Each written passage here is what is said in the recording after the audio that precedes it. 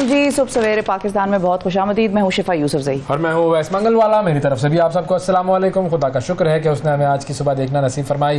बड़ी खबर के साथ आगाज़ करेंगे। बहुत ही बड़ी खबर है, ये देखें अखबार में लिखा हुआ आ गया है, हेडलाइन लगाई, हेडलाइन छापी है। आम इंतखाबात 8 फरवरी को होंगे। आम इंतखाबात 8 फरवरी को होंगे। अब ये सदर और इलेक्शन कमीशन का इत्तेफाक। हाँ, ये अब आपस में मीटिंग करके उन्होंने फाइनल आखिरकार कर ली मीटिंग। लो भाई, ये पहले क्यों नहीं कर रहे थे? कौन सी जो है वो कयामत आ जाती, पहले इज्जत से दोनों मिलकर बैठ जाते और अपनी अपनी इज्जत जो है वो आपके अपने हाथ में होती है। बिल्कुल। असल मुहावरा ये है भाई, पहले से कर लेते। नहीं, मैं नहीं करूंगा, मैं ये नहीं कर रहा, मैं क्या फायदा, मैं तुमसे कट्टी हूँ। हाँ। ये मेरी जिम्मेदारी है, वो कहे ये मेरी जिम्मेदारी है। ये ऐसा लग रहा है क्लास KG1 के बच्चे नहीं होते जो आपस में लड़ रहे होते हैं, ये मेरा लंच है, ये उसका लंच है। पूरा मुल्क, पूरी ब्यूरोक्रेसी चल रही है, लोग बैठे हैं, सेक्रेटरीज हैं, फेडरल सेक्रेटरीज हैं, 22 ग्रेड के अफसरान हैं, सब मिलके आपको फैसिलिटेट कर रहे हैं। हुजूर, क्या मैं बताता हूँ क्या फैसिलिटेट कर रहे हैं? मैं अभी बताऊंगा थोड़ी देर में आपको 22 ग्रेडों की जो हरकतें हैं ना, मैं बताऊंगा आज खोल के। लेकिन मैं वैसे कह रही हूँ कि सारे मुल्क का सरमाया, कितना सरमाया लगता है ब्यूरोक्रेसी चलाने में? अरबों रुपए। कितना सरमाया लगता है हुकूमती निजाम चलाने में? हाँ, और आप अंदाजा लगाएं, उनको पता ही ना हो कि काम क्या है। इधर दरअसल प्रॉब्लम है जेडी का।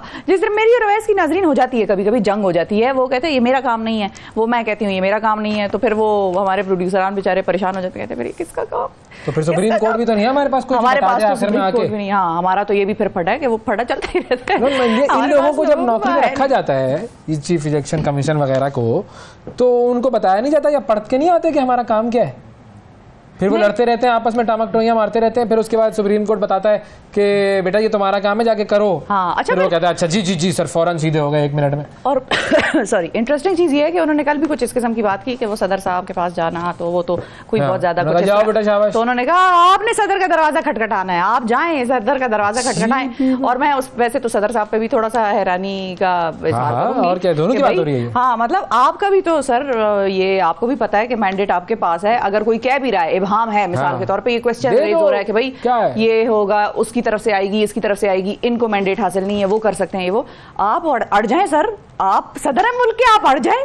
हाँ। मतलब आप इंतजार कर रहे हैं कि कोई और आके आपको बताएगा, पाकिस्तान के सदर को बताएगा कि सर आपकी जिम्मेदारी है, हुण कर ले हो तुम। हाँ, बस ये अजीब सी बातें बस करवा लो हमारे मुल्क में। बहरहाल चलो, ये तो अच्छी खबर तो आ गई कि 8 फरवरी को होंगे। साल का ऐलान किया है इन्होंने? किसका साल का ऐलान किया? हाँ, वो नोटिफिकेशन जो जारी की है। हाँ, जो नोटिफिकेशन जारी जी बिल्कुल, बस चलो ये कर लो। जो नोटिफिकेशन जारी की है उसमें मेरा शनाख्ती कार्ड है। बिल्कुल। वोट दर्ज है आपका? बस ठीक है। आपका क्या सिलसिला है? आपका तो वोट दर्ज है मेरा, बिल्कुल। अच्छा, मेरा कराची में वोट है। डल जाएगा या आपको डालेंगे? डल जाएगा। अच्छा, और नहीं हुआ तो मैं डालूंगा। वो उन्होंने कहा है ना, चीफ इलेक्शन कमिश्नर ने क्या कहा है कि हर कोई कहता है इलेक्शन शफाफ, लेकिन मदाखलत की जाती है, तो हो जाएगी मेरी मदाखलत वहाँ पे, कोई ना कोई कर देगा जाके। तो आप करने देंगे मुदाखलत? क्या है, इससे पहले भी हुई है हमारे साथ, कौन सी कोई नई बात है? सही बात है, वैसे ये भी बात सही है, लेकिन हो गया भाई, चलो मुबारक हो नाजरीन। हाँ, लेकिन नाजरीन कम अज़ कम आवाम के तौर पर, आवाम की हैसियत से मिन हैसुल कौम इस प्रोसेस को, पूरे प्रोसेस को सीरियसली लें। ये पाकिस्तान का सरमाया लगता है इस पे, और अरबों रुपए लगते हैं। ठीक है, वो भी था 20 अरब रुपए नहीं है हमारे पास भाई, अब आ गए 20 अरब रुपए। मैं सीरियस हो गया। अच्छा, वैसे अब आ गए हमारे पास 20 अरब रुपए। पहले कहा जाता था सुप्रीम कोर्ट में खड़े होकर कि हमारे पास पैसे नहीं है। IMF तो आएगा, IMF की आजकल आए IMF वाले। हाँ, और इनकी जो डेट है वो एक्सपायर हो रही है फरवरी 15 के आसपास। नाजरीन ये माइंड में रखिएगा। तब मैं सीरियस हो गया, आपने कहा ना सीरियस हो जाए, मैं सीरियस हो गया। हाँ, और वोट के प्रोसेस को सीरियसली ले, ये ना हो कि छुट्टी का सीरियस मुंह बना के वोट डालें, छुट्टी का ऐलान हो तो सोए ना रह जाएं, अपना हक राय दही इस्तेमाल करें। जब आप वोट डालने जाएं आपका मुंह बिल्कुल सीरियस हो, उधर कोई आपसे दूसरी इधर उधर की बात करे, आपका मैं वोट डालने सीरियस हूँ, सीरियसली ले रहा हूँ इस प्रोसेस को, और जरूर शिरकत करें, जरूर इसमें अपना हक राय दही इस्तेमाल करें, अपना वोट अपने हाथ से डालें, अपने हाथ से डालें, किसी और को मौका ना दें कि वो आपका वोट सिस्टम के किसी और अच्छा पाँव से ना डालें, किसी और को मौका ना दें कि वो आपका वोट डाल दे। आप अपना वोट अपने हाथ से डालें। बिल्कुल सीरियस और सीरियस, ये मजाक की बात नहीं है, ये हमारे मुल्क के अगले 5 सालों के मुस्तकबिल का सवाल है। ठीक है, और जवाब तो पता नहीं मिल चुके, 5 साल कभी पूरे नहीं हुए, क्या हो गया? अगले 2, 2.5, 3 साल के मुस्तकबिल सीरियस हो जाए। क्या हो गया आपको? सीरियस, बिल्कुल सॉरी जी, बातें आप लोग कर रहे हैं। बहरहाल 60 सेकंड न्यूज़ देखें, वरना हम लोग हमारे साथ कोई सीरियस हो जाएगा। ठीक है, 60 सेकंड न्यूज़ देखें। सदर मुमलिकत और चीफ इलेक्शन कमिश्नर के दरमियान आम इंतखाबात 8 फरवरी को कराने पर इत्तफाक हो गया। गजा में इसराइली जहरियत से शहीद फ़लस्तीनियों की तादाद 9000 से तजावुज़ कर गई। मुल्क भर में इन्फ्लुएंजा के केसेस बढ़ने लगे, वैक्सीन की भी शदीद किल्लत। सेनेट ने नैब तरमीमी ऑर्डिनेंस में 120 दिन की तौसीह कर दी। भारत ने श्रीलंका को 302 रन से शिकस्त देकर वर्ल्ड कप के सेमीफाइनल के लिए क्वालिफाई कर लिया। रूसी सदर पुतिन ने जोहरी तजर्बात करने पर आयद पाबंदी हटा दी। अमेरिकी सदर का पहली बार गजा में जंग को आर्जी तौर पर रोकने का मुतालबा। भारत में कलेरा के बाद मगरबी बंगाल में भी इसराइली हमलों के खिलाफ मुजाहिरे। पाकिस्तान से अफगान मुहाजिरीन की बेदखली आलमी क़वानीन के खिलाफ है, अफगान नायब वज़ीर आज़म मुल्ला अब्दुल सलाम हनफी। सीरियस हूँ मैं, अवैस बहुत सीरियस हैं और सीरियसली ही इसको लेना है सबने, ताकि दुनिया हमें सीरियसली ले। ठीक है, इसको मजाक नहीं समझें। दुनिया में ये खबरें जाती हैं सारी, हमें लगता है सिर्फ पाकिस्तान और चाचू के घर तक हमें देखा जा रहा है, लेकिन ऐसा नहीं होता। चाचू के घर से आगे भी दुनिया में बहुत आगे, 1000 मील आगे तक हमारी खबरें जो हैं वो दुनिया में जाती हैं, और हमारे आपके मुंह से निकली हुई कोई बात, कोई इशारा, कोई हिंट, कोई गिला शिकवा किसी से भी हो, वो छप जाता है वहाँ पे हमारे खिलाफ। तो अपने खिलाफ किसी को कुछ छापने की ज़रूरत, ऐसे भी होते हैं सीरियस एक्शन होते हैं। नहीं तो सीरियसली ले ना, क्या आप तंज क्यों कर रहे हैं? ले रहा हूँ, सीरियस ले रहा हूँ। जितना हमारे मुल्क के हुक्मरान इलेक्शन को सीरियस लेते ना, उतना ही सीरियस ले रहा हूँ। सही बात है। वैसे अब इस दफा होगा क्या, इसके बाद के नारे क्या होंगे मैं तो वो सोच रही हूँ, लेकिन बहरहाल वो मैं सोच के, जब ज्यादा क्रिएटिविटी मेरी आएगी तो फिर जब मैं सोच समझ जाऊंगी तो फिर मैं आप लोगों के साथ शेयर करूंगी। चले हम असल सीरियस खबरों की तरफ जाएं, जो कि गजा के हवाले से जो मामला है वो हम देख रहे हैं। 9000 से जायद शहादतें हो चुकी हैं फ़लस्तीनियों की, उन बेगुनाहों की, उन मासूमों की जिन पर इसराइल हमले कर रहा है। और इसराइल जो है वो, इसराइली तर्जुमान जो है उनकी ज़बान पर सच आ गया बिल्कुल, और ये सच जो है मुंह से निकल जाता है। फिर कैसे हुआ है जी? इसराइली तर्जुमान का एक इंटरव्यू हो रहा था और उन्होंने उस इंटरव्यू में क्या कहा है ये आप खुद सुन लें और आपको अंदाजा हो जाएगा कि वो कहना क्या चाह रही थी, और जो दिल की बात है ना वो जुबान पर आ जाती है। सुना आपने? We are not targeting anyone else in Gaza but civilians. फिर उसके बाद उसने संभाला कि ये तो मैं सच बोल गई हूँ। ये बेसिकली इसराइली वज़ीर आज़म की तर्जुमान टेल हेनरिक, ये इंटरव्यू के दौरान उन्होंने कह दिया कि भाई हम तो सिविलियंस को ही निशाना बना रहे हैं। ये ना, ये इसको क्या कहते हैं, साइकोलॉजी में इसकी एक टर्म होती है, जो मुंह से सच निकल जाए, जो मुंह से निकल जाता है। आपके जहन में जो चीज़ चल रही होती है वो आपके ज़ुबान पर आ जाती है। ये एक साइकोलॉजिकल टर्म है ये कोई, जिसमें आप अंदर से वो गिल्टी कॉन्शियस भी हो रहे होते हैं, आपको पता होता है कि आप क्या कर रहे होते हैं, लेकिन दुनिया से आप झूठ बोल रहे होते हैं और फिर अचानक आप फ्लो में निकल जाता है आपके मुंह से। तो ये चीज़ जो है वो आप देख लें। अब बेचारे फ़लस्तीनियों के साथ जो कुछ हो रहा है, हमने कल बात की थी कि मुख्तलिफ जो ममालिक हैं, 3 ममालिक, उन्होंने अपने सिफारती ताल्लुकात मुनक़ता कर लिए। उसमें चौथा भी शामिल हो गया, उसमें चौथा भी शामिल हो गया है। और बहरीन ने अपनी सरजमीन पर मौजूद इसराइली सफ़ीर जो है उनको मुल्क छोड़ने का हुक्म दे दिया है। और बहरीन की पार्लिमान की वेबसाइट पर जारी बयान के मुताबिक अरब मुल्क ने इसराइल से अपना सफ़ीर वापस तलब कर लिया है और उसके साथ तमाम इक़्तिसादी ताल्लुकात भी मुअत्तल कर लिए हैं। और बयान में बताया यह गया है कि ऐवान नुमाइंदगान तस्दीक करता है कि बहरीन में मौजूद इसराइली सफ़ीर को भी मुल्क छोड़कर जाने की हिदायत कर दी गई है और इसराइल में मौजूद बहरीन के सफ़ीर को वापस बुलाने का फैसला कर दिया गया है और इसराइल के साथ इक़्तिसादी ताल्लुकात को मुअत्तल कर दिया गया है। अच्छा, पहले तो खैर ताल्लुकात पर ही हमें तो एतराज़ है कि बने हुए क्यों थे भाई, उस वक्त तुम्हारी आँखें नहीं थी क्या? लेकिन चलो कोई बात नहीं, पॉजिटिव चीज़ है, आपने रियलाइज़ किया कि इस वक्त जो जुल्म हो रहा है वो बहुत ज़्यादा हो रहा है और इसको हम नहीं बर्दाश्त कर सकते हैं। इससे पहले जो हो रहा था वो हम बर्दाश्त कर रहे थे, लेकिन अच्छी बात है कि आहिस्ता आहिस्ता एक एक मुल्क जो है वो रियलाइज कर रहा है। और अब ये तो नेक्स्ट लेवल गए हैं, बहरीन तो नेक्स्ट लेवल गए। इन्होंने इक़्तिसादी ताल्लुकात पर भी जो है वो सवाल उठा दिया और इन्होंने कहा भाई ये भी नहीं होना चाहिए। सिर्फ ये नहीं कि सफ़ीर को बाहर निकालो, इन्होंने कहा वो टाइज भी, इकोनॉमिक टाइज भी जो है वो ख़त्म करो। मर थोड़ी जाएंगे। बिल्कुल, सब्स्टिट्यूट्स आ जाते हैं अपनी दुनिया, अपने मुल्क में। देखिए पाकिस्तान की मिसाल के तौर पे अगर हम आपको बात करें, डायलिसिस और मास्क वगैरह की कितनी शॉर्टेज हो गई थी पाकिस्तान में, बन गया, हो गया, खुद यहाँ पे बनने शुरू हो गए, हर चीज यहाँ पे बननी शुरू हो गई, हर मुल्क में सब कुछ तो बन ऐसे सकता है। डरते हैं पता नहीं, जैसे हम कोई वो उधर से ताल्लुकात हमारे नहीं होंगे तो हम जो है वो दोज़ख में पहुंच जाएंगे। अरे भाई नहीं है भाई, मुझे नहीं बात करनी है आपसे, मुझे नहीं आपसे ताल्लुक रखना, खत्म करें। दुनिया में कितने 200 ममालिक है ना भाई, एक से नहीं होगा हमारा ताल्लुक तो कौन सी मौत पड़ जाएगी हमें। ऐसे ही है, ये बात है। अब उन्होंने ये भी कहा है कि इसराइल की जानिब से बैनुल-अक़वामी कवानीन का एहतराम न करने, गज़ा में जंग बढ़ाने और गज़ा समेत फ़लस्तीन के मुख्तलिफ हिस्सों में मासूम शहरियों की ज़िंदगियाँ बचाने के लिए ये इक़दाम किए गए हैं। बेसिकली वो चाहते तो ये है कि ज़िंदगी बचे। ये उन्होंने एक पहला प्रैक्टिकल स्टेप्स लिया है। इस तरीके से फिर रूस ने भी बड़ा एक ज़बरदस्त जानदार ऐलान कर दिया है भाई। हाँ, रूस का ऐलान ये है कि रूस ने ये कहा है कि गज़ा पर इसराइली बमबारी के लिए इसराइल और मगरब की जानिब से जो हक़ दिफा का जवाज़ दिया जाता है उसको हम मुस्तरद करते हैं। और ये भी उन्होंने कहा है कि इसराइल को अपने दिफा का कोई हक नहीं है, वो काबिज है। मतलब कब्जा करके बदमाशी से आप बैठे हुए एक जगह पर और फिर कह रहे हैं मैं तो अपने आप को प्रोटेक्ट कर रहा हूँ, मैं तो अपने आप को डिफेंड कर रहा हूँ। ये पूरा जो मामला है, इस कदर अंधे बने हुए हैं लोग, लेकिन आहिस्ता आहिस्ता लोग जाग रहे हैं। तो अब गज़ा की जो सूरत हाल है उससे मुताल्लिक अक़वाम मुत्तहिदा के खुसूसी जो इजलास था उसमें खिताब करते हुए रूसी मंदूब थे, उनका नाम है जी वेज़ली नेब्रेंज़िया। उन्होंने गज़ा मामले पर बैनुल-अक़वामी इंसानी हुकूक़ की खिलाफ वर्जियाँ और मासूम शहरियों की जो नस्ल कशी पर खामोशी और यूक्रेन के मामले पर शोर बर्पा करने पर मगरबी दोगलेपन को शदीद तनकीद का निशाना बनाया। और ये बात बिल्कुल सही है, वहाँ पर उन्होंने सारा शोर मचाया हुआ है कि जी ये तो यूक्रेन वालों को तो बेचारों पे जुल्म हो रहा है तो इनको हेल्प करो, और फ़लस्तीन पे तो कोई जुल्म हो नहीं रहा है, बिल्कुल वो तो इस काबिल ही नहीं है कि उनकी बात की जाए। और उन्होंने ये भी कहा, जो रूसी मंदूब थे, उन्होंने कहा कि इसराइल की जानिब से बैनुल-अक़वामी इंसानी खिलाफ वर्जियों पर हम आंखें बंद नहीं कर सकते हैं। 2004 के आलमी जो अदालत इंसाफ की एडवाइज़री है उसके तहत इसराइल फ़लस्तीन के मकबूजा इलाकों से दरपेश ख़तरात या हमलों की सूरत में कार्रवाई के लिए अक़वाम मुत्तहिदा के हक़ दिफा की शिक का इस्तेमाल नहीं कर सकता है। तो ये पूरा उन्होंने जो है वो कच्चा चट्ठा उसका खोल के रख दिया है। और उन्होंने कहा है कि भाई इसको सिफारती तरीके से हल किया जाए और सारी जो खुरेजी वहाँ पर हो रही है वहाँ पर उसको रुकवाने के लिए उन्होंने बहुत जोर दिया है। अब देखते हैं कि ये मामला क्या होता है। बिल्कुल जी, क्या कहा आपने?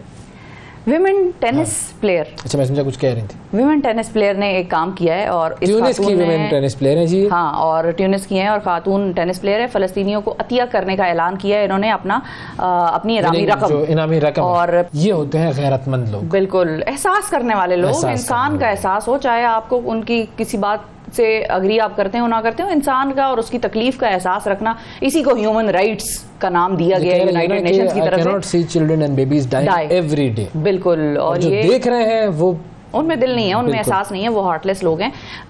इन्होंने जीतने के बाद इनामी रकम जो है वो फ़लस्तीनियों को अतिया कर दी है। और ये नाम है जी ओनस जबेर। हाँ, ये ट्यूनिस की टेनिस की खिलाड़ी हैं और मैच में ये कामयाब हुई। कामयाबी के बाद इन्होंने जो गुफ्तगू की प्रेस से, उसमें उन्होंने ये ऐलान किया कि भाई मैं अपनी सारी जो ये जीती हुई इनामी रकम है वो मैं अतिया करती हूँ फ़लस्तीनियों के लिए। ये लोग होते हैं भाई, यही लोग हैं। बिल्कुल और फिर पब्लिक ने भी देखें कितना उसकी पजीराई की, खूब पब्लिक ने तालियां बजाई, इस पर शोर मचाया, वाकई उनको पजीराई की, क्योंकि लोगों को भी पता है कि क्या हो रहा है। बिल्कुल, सिर्फ बेहिस और लोगों को नहीं पता है, बाकी सबको पता है कि वहाँ पर क्या हो रहा है।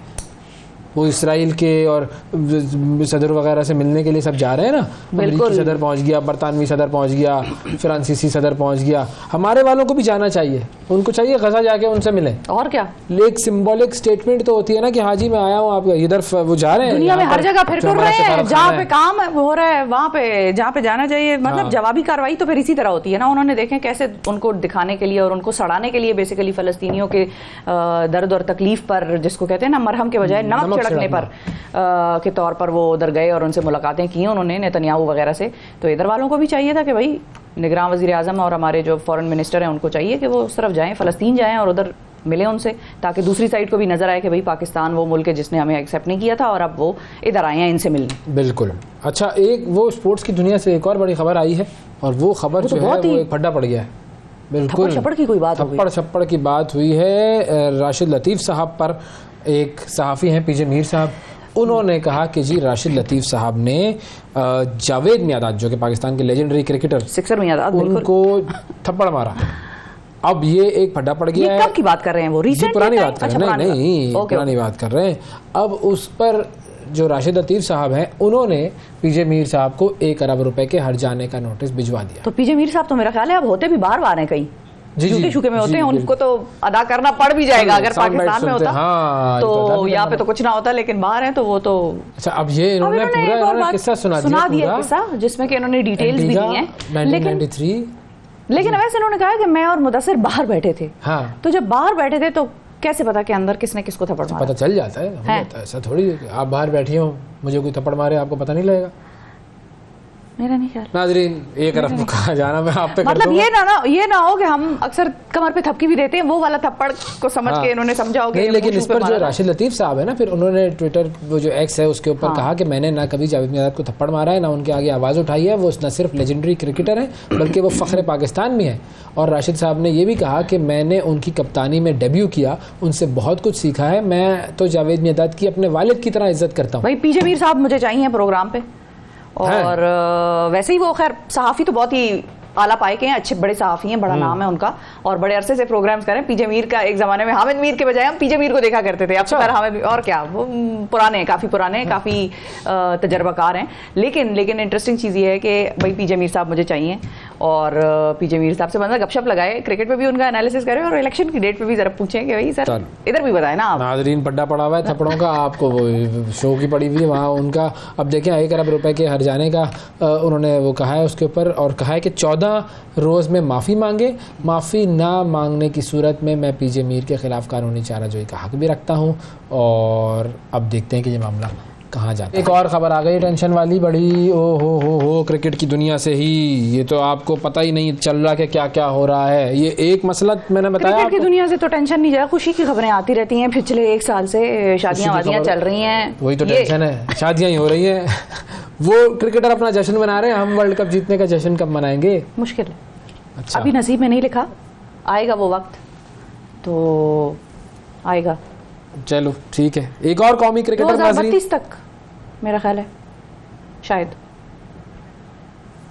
पता नहीं कौन सी बातें कर रही हैं। एक और क्रिकेटर जो है वो, मैं 90 देखे आखिर में 2 आना जरूरी होना चाहिए मेरा ख्याल है, ये मुझे ऐसा लगता है। तो इसलिए अब तो 2022 तो गुजर गया, 22 गुजर गया, 23 वाले में हमने कुछ ना किया। हाँ। और जो 32 के आसपास जो भी वर्ल्ड कप होगा हो सकता है उसमें हम कोई बात कमाल करें। होता है, कोई बात नहीं, वो दिमाग पे असर भी हो जाता है। एक और क्रिकेटर जो है वो अपनी, हाँ यही हुआ है, शादी की जो है उनका कार्ड सामने आ गया है। फ़हीम अशरफ 25 नवंबर को वो दुल्हा बनेंगे और उनकी शादी होगी जी 25 नवंबर को। उनकी शादी का कार्ड आ गया है जी सोशल मीडिया पर। तफसीलात अभी तक ज़ाहिर सामने नहीं आई है, लेकिन तो आपने कौन सी तफसीलात देखनी है कि मेन्यू क्या होगा? नहीं, हाँ मतलब वेन्यू वगैरह ये सारी चीज़ें हमें पता होनी चाहिए ना, मीडिया है हम। ओके, अच्छा, 23 नवंबर को उनकी मेहंदी है, बारात है 25 नवंबर को, 26 नवंबर को वलीमा है। तो ये सब तो आ गया, अब और कौन सी तफसील मुझे चाहिए?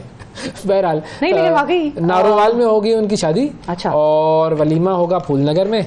और फ़हीम अशरफ की मंगनी की तकरीब हुई थी, इसी साल हुई थी। और बस अब जो है ये वर्ल्ड कप की जैसे ही ये ख़त्म होगा तो उसके बाद देखें इमामुल हक की शादी होनी है, वो 23 नवंबर से होगी। इमामुल हक की शादी के सिलसिले में भी बड़ी कवाली नाइट वगैरह का उन्होंने अरेंजमेंट किया हुआ है भाई। अच्छा जी, 23 तारीख को निकाह है और बिल्कुल 25 को, सॉरी बिल्कुल ठीक है जी। और सही है। वलीमा होगा 26 नवंबर को। तो जाएंगे आप?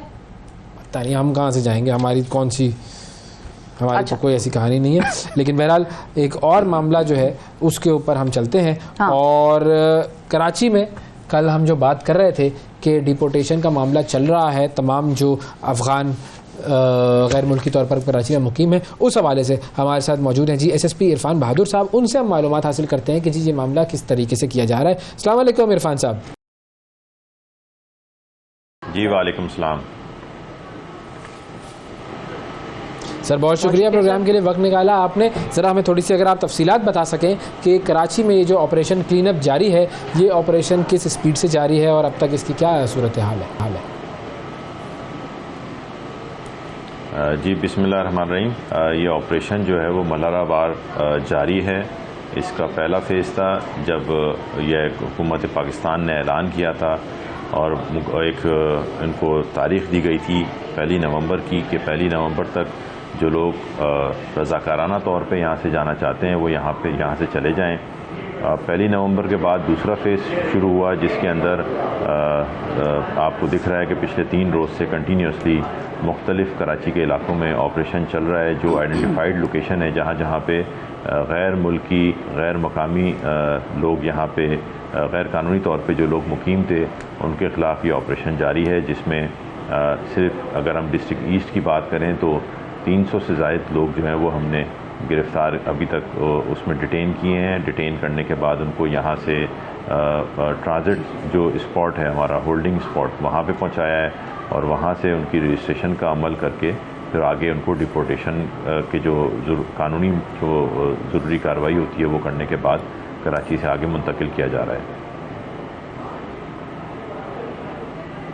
सर ये 300 का जो फिगर है ये ऐसा लग रहा है कि कम है, क्योंकि कराची में तो काफ़ी, और ख़ास तौर पर ईस्ट की अगर हम बात करें तो वहाँ तो काफ़ी हमें अफ़गानी वगैरह जो है वो नज़र आते हैं।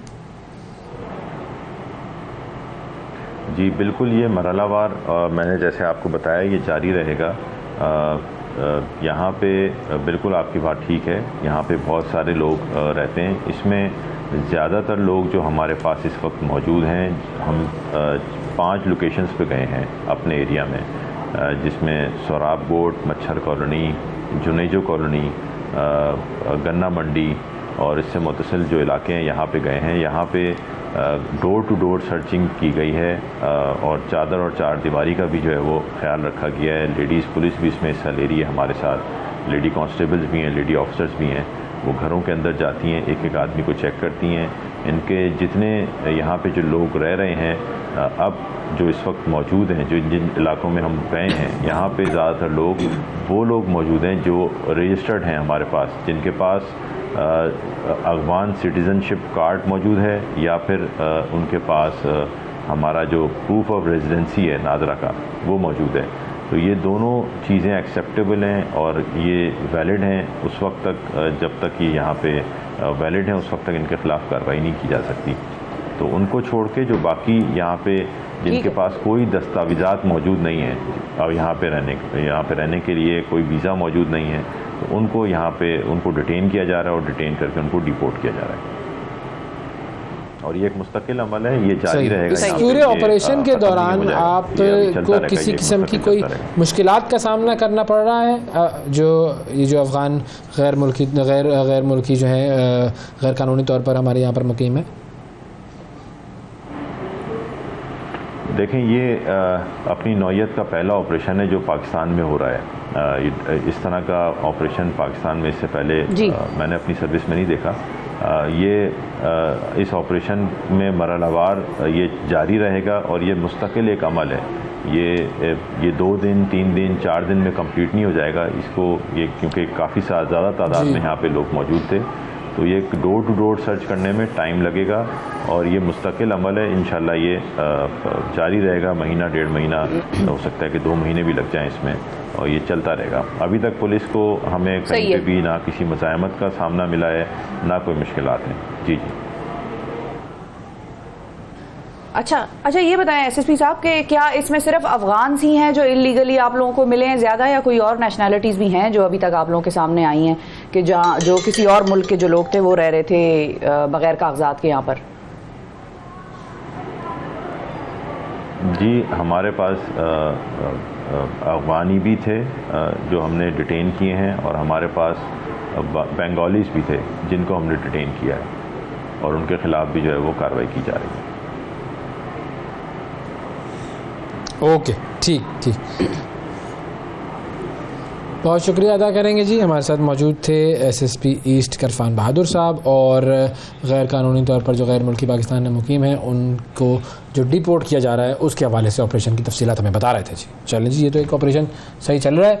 और एक ऑपरेशन जो हुआ है वो मैं बता दूँ आपको, वो ऑपरेशन जो हुआ है जो मैंने शुरू में बात की थी कि जो ब्यूरोक्रेट्स हैं उनके हवाले से क्या हुआ है, बहुत काम करते हैं, कमाल हो गया है। मैं तालियां बजा के उनका काम बहुत करते हैं, बिल्कुल करना चाहता हूँ। निगरान हुकूमत की जानिब से मैनेजमेंट पोजीशंस पर जो ब्यूरोक्रेट्स हैं उनकी तनख्वाहों और मराहत में इजाफा किया है MP 1, 2 और 3 के स्केल के लिए। जो मैं आपको बता रहा हूँ कितनी तनख्वाह, सोचे कितनी इजाफा हुआ है उनका, 45% इजाफा हुआ है उनकी तनख्वाह में, 45%। सारी महंगाई इनके लिए लगता है। जी जी जी जी, 1 अक्टूबर से होगा। और पहले MP स्केल 1 जो है उसके लिए कम से कम तनख्वाह जो है वो 5,54,600 और ज़्यादा से ज़्यादा 6,99,250 रुपये थी। अब जब उसमें इजाफा हो गया है तो ये 45% इजाफे के बाद ये तकरीबन 8 लाख रुपए और ज़्यादा से ज़्यादा 11 लाख रुपए तक पहुँच गई है तनख्वाह। IMF इनके लिए आया है ना, IMF आया, उनको बोलो तनख्वाह बढ़ाओ, तुम्हारे यहाँ पे गरीब लोग काम कर रहे हैं, तुम उनको तनख्वाह नहीं दे रहे हो, और क्या, तो IMF ने कहा इनकी तनख्वाहें बढ़ाई, सारा निजाम, सारा भारी बोझ दुनिया का इनके नाजुक कंधों पे। अच्छा, MP2 जो है वो कम से कम तनख्वाह थी 2,55,000 और ज़्यादा से ज़्यादा 4,13,000 थी। अब 45% इजाफे के बाद हो गई है वो 3,70,000 से लेकर 5,99,000 तक हो गई है, वो 6 लाख तक पहुंच गई उनकी तनख्वाह। ये होता है काम करने का तरीका। सिर्फ तनख्वाह नहीं है, इसके अलावा भी बहुत कुछ होता है। वो तो भाई मैं बता रहा हूँ आपको, फिगर जो मेरे सामने आ गया। अच्छा, MP3 कम से कम तनख्वाह 1 लाख थी और ज़्यादा से ज़्यादा तनख्वाह तकरीबन 2 लाख के करीब थी, और अब इजाफे के बाद जो है वो कम से कम हो गई है 2,40,000 और ज़्यादा से ज़्यादा हो गई है 3,38,000 के करीब। इसको कहते हैं हुकूमत ने जो देखा कि भाई ये देखो बेचारे मेहनत कर रहे हैं, काम कर रहे हैं, सारा मुल्क इन्होंने संभाला हुआ है, तो इनकी तनख्वाह बढ़ाई जाए 45%। पता नहीं कौन सा फॉर्मूला लगाया है, किस कानून के तहत, किस तरीके से बस पैसे दिए जाओ। यहाँ पे गरीबों के पास है नहीं, खाने को पीने को पेंशन रोक के बैठे हुए हैं, मर रहे हैं लोग, और उधर जो है वो तनख्वाहें बढ़ रही हैं। तनख्वाहें नहीं मिल रही हैं, टीचर रो रहे हैं बेचारे।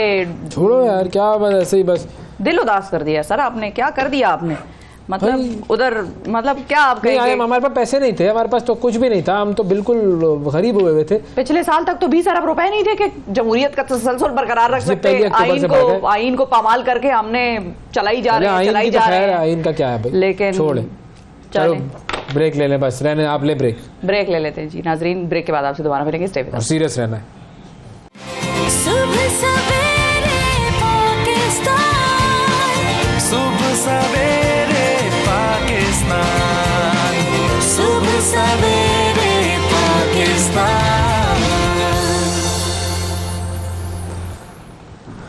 वेलकम बैक जी, सुबह सवेरे पाकिस्तान में एक मरतबा फिर खुशामदीद। अब बात करते हैं कुछ क्रिकेट की दुनिया की। कल सब लोगों ने देख लिया कि किस तरीके से तहस नहस कर दिया भारत ने श्रीलंका की टीम को, 302 रन से शिकस्त दी गई है। भारत के सामने तो आजकल वैसे ही जो टीम आ रही है वो रेत की दीवार साबित हो रही है। बिल्कुल ऐसा ही है। अब कल है जी पाकिस्तान बमुकाबला न्यूजीलैंड, और ये कल क्या होगा, क्योंकि ये सेमीफाइनल से पहले सेमीफाइनल है, सीरियस रहना है आपने, कोई हंसी मजाक नहीं करना है इस सेगमेंट में। मैं बता रहा हूँ ये बहुत सीरियस पहुंच चुका है जो मामला है वर्ल्ड कप का और पाकिस्तान का।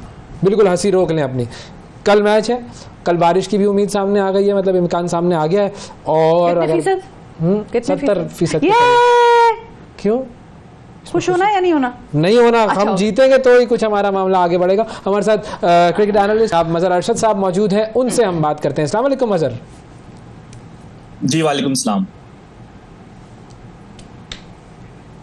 थैंक यू मजहर, बहुत शुक्रिया आपने प्रोग्राम के लिए वक्त निकाला। आप भारत में मौजूद हैं, देख रहे हैं वर्ल्ड कप, अपनी आंखों से लाइव देख रहे हैं आप। कल के मैच पर थोड़ा सा पहले तो तबसरा कर दें कि ये क्या हो क्या रहा है। भारत इतनी एक तो जबरदस्त बैटिंग विकेटें बनी हुई है वहां पर के बॉलर्स के लिए वहां पर कुछ नहीं है, लेकिन उसके बावजूद जो भारत के बॉलर्स हैं वो कमाल चल रहे हैं भाई। ये हो क्या रहा है?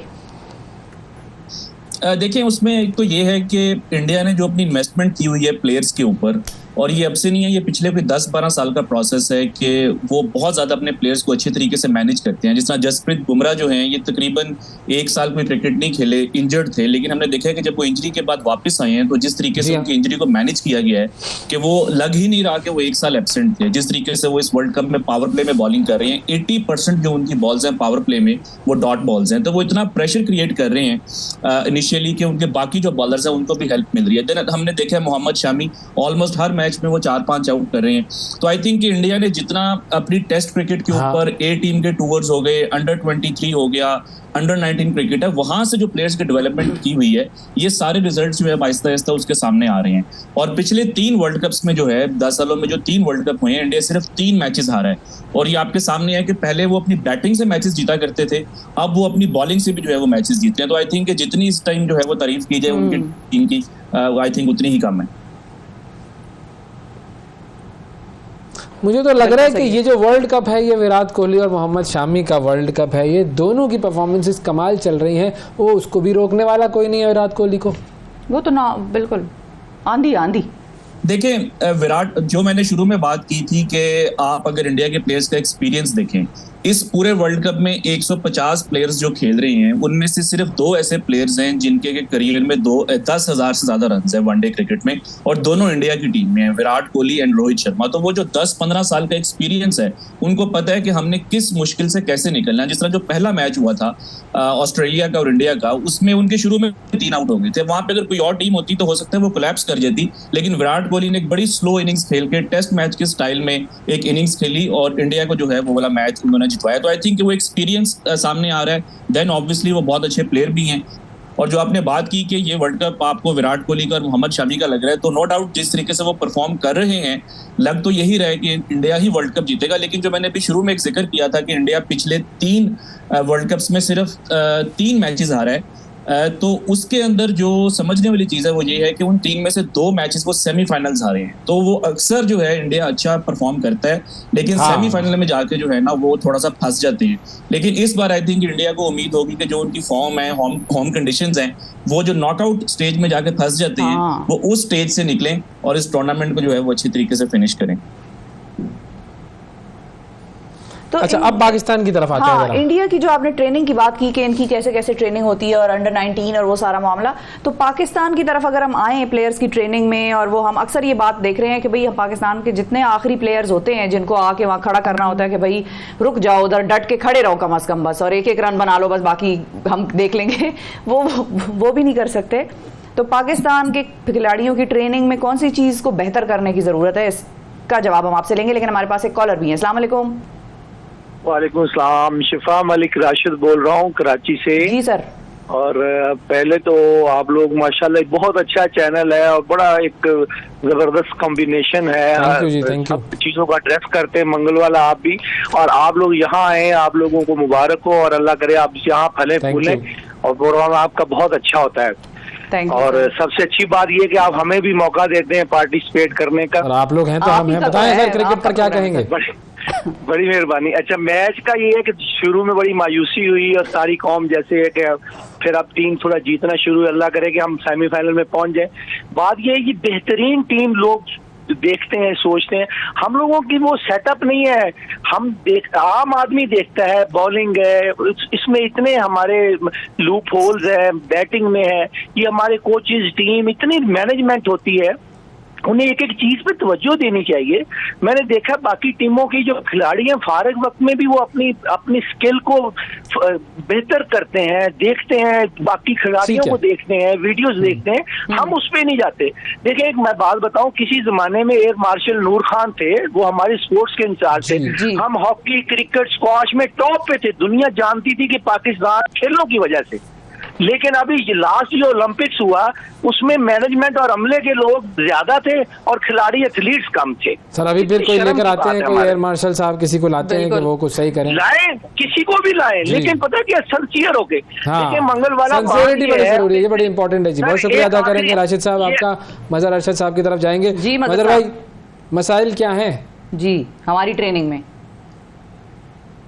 देखिए ट्रेनिंग में तो ऐसा कोई मसाइल नहीं है, लेकिन आई थिंक कि हम एक बड़ा ना जज्बाती कौम है और हम प्लेयर्स को ना बहुत जल्दी ड्रॉप कर देते हैं। जो मैंने बात की थी प्लेयर डेवलपमेंट की जो बाकी कंट्रीज में होती है, आपको शायद सुन के हैरत हो कि ये पाकिस्तान की हिस्ट्री का पहला 13वां वर्ल्ड कप है। पाकिस्तान 13th वर्ल्ड कप खेल रहा है और पहली बार ऐसा हुआ है कि पाकिस्तान की टीम में कोई एक भी ऐसा प्लेयर नहीं है जिसका कि 10 साल का एक्सपीरियंस हो। बाकी जितनी भी टीम्स हैं, इवन जो नीदरलैंड्स की टीम है, उसमें भी आपको एक प्लेयर ऐसा मिल जाएगा कि जिसका कि 10-11 साल का एक्सपीरियंस होगा। तो पाकिस्तान एक यंग टीम के साथ आया है और हम बहुत इमोशनल हैं। किसी भी प्लेयर का अगर कोई 1 साल बुरा जाता है या एक सीरीज बुरी जाती है, हम उसको बिल्कुल जो है ना वो डिस्कार्ड कर देते हैं, तो वो उसकी डेवलपमेंट रुक जाती है। अब कई ऐसे प्लेयर्स थे जो कि 2019 में आपके सेटअप का हिस्सा थे, जिस तरह जुनैद खान है, उस्मान शिनवारी है, मोहम्मद आमिर है। ये वो प्लेयर्स हैं कि जिनको आज भी आपके सेटअप का हिस्सा होना चाहिए था, लेकिन क्योंकि जब आपने उनको ड्रॉप किया, उनकी लुक आफ्टर किसी ने नहीं की, तो आपको फिर हमेशा एक यंग टीम के साथ जाना पड़ता है। आप अभी अगर आप इस टीम में भी देखें तो आपके बहुत से यंग प्लेयर्स हैं, अब्दुल्ला शफीक हो गए, वसीम जूनियर हो गए, तो ये काफी जो है ना वो आपका ही एक्सपीरियंस सामने आ रहा है, जितना साउथ शकील भी है उनका भी ज्यादा एक्सपीरियंस नहीं है।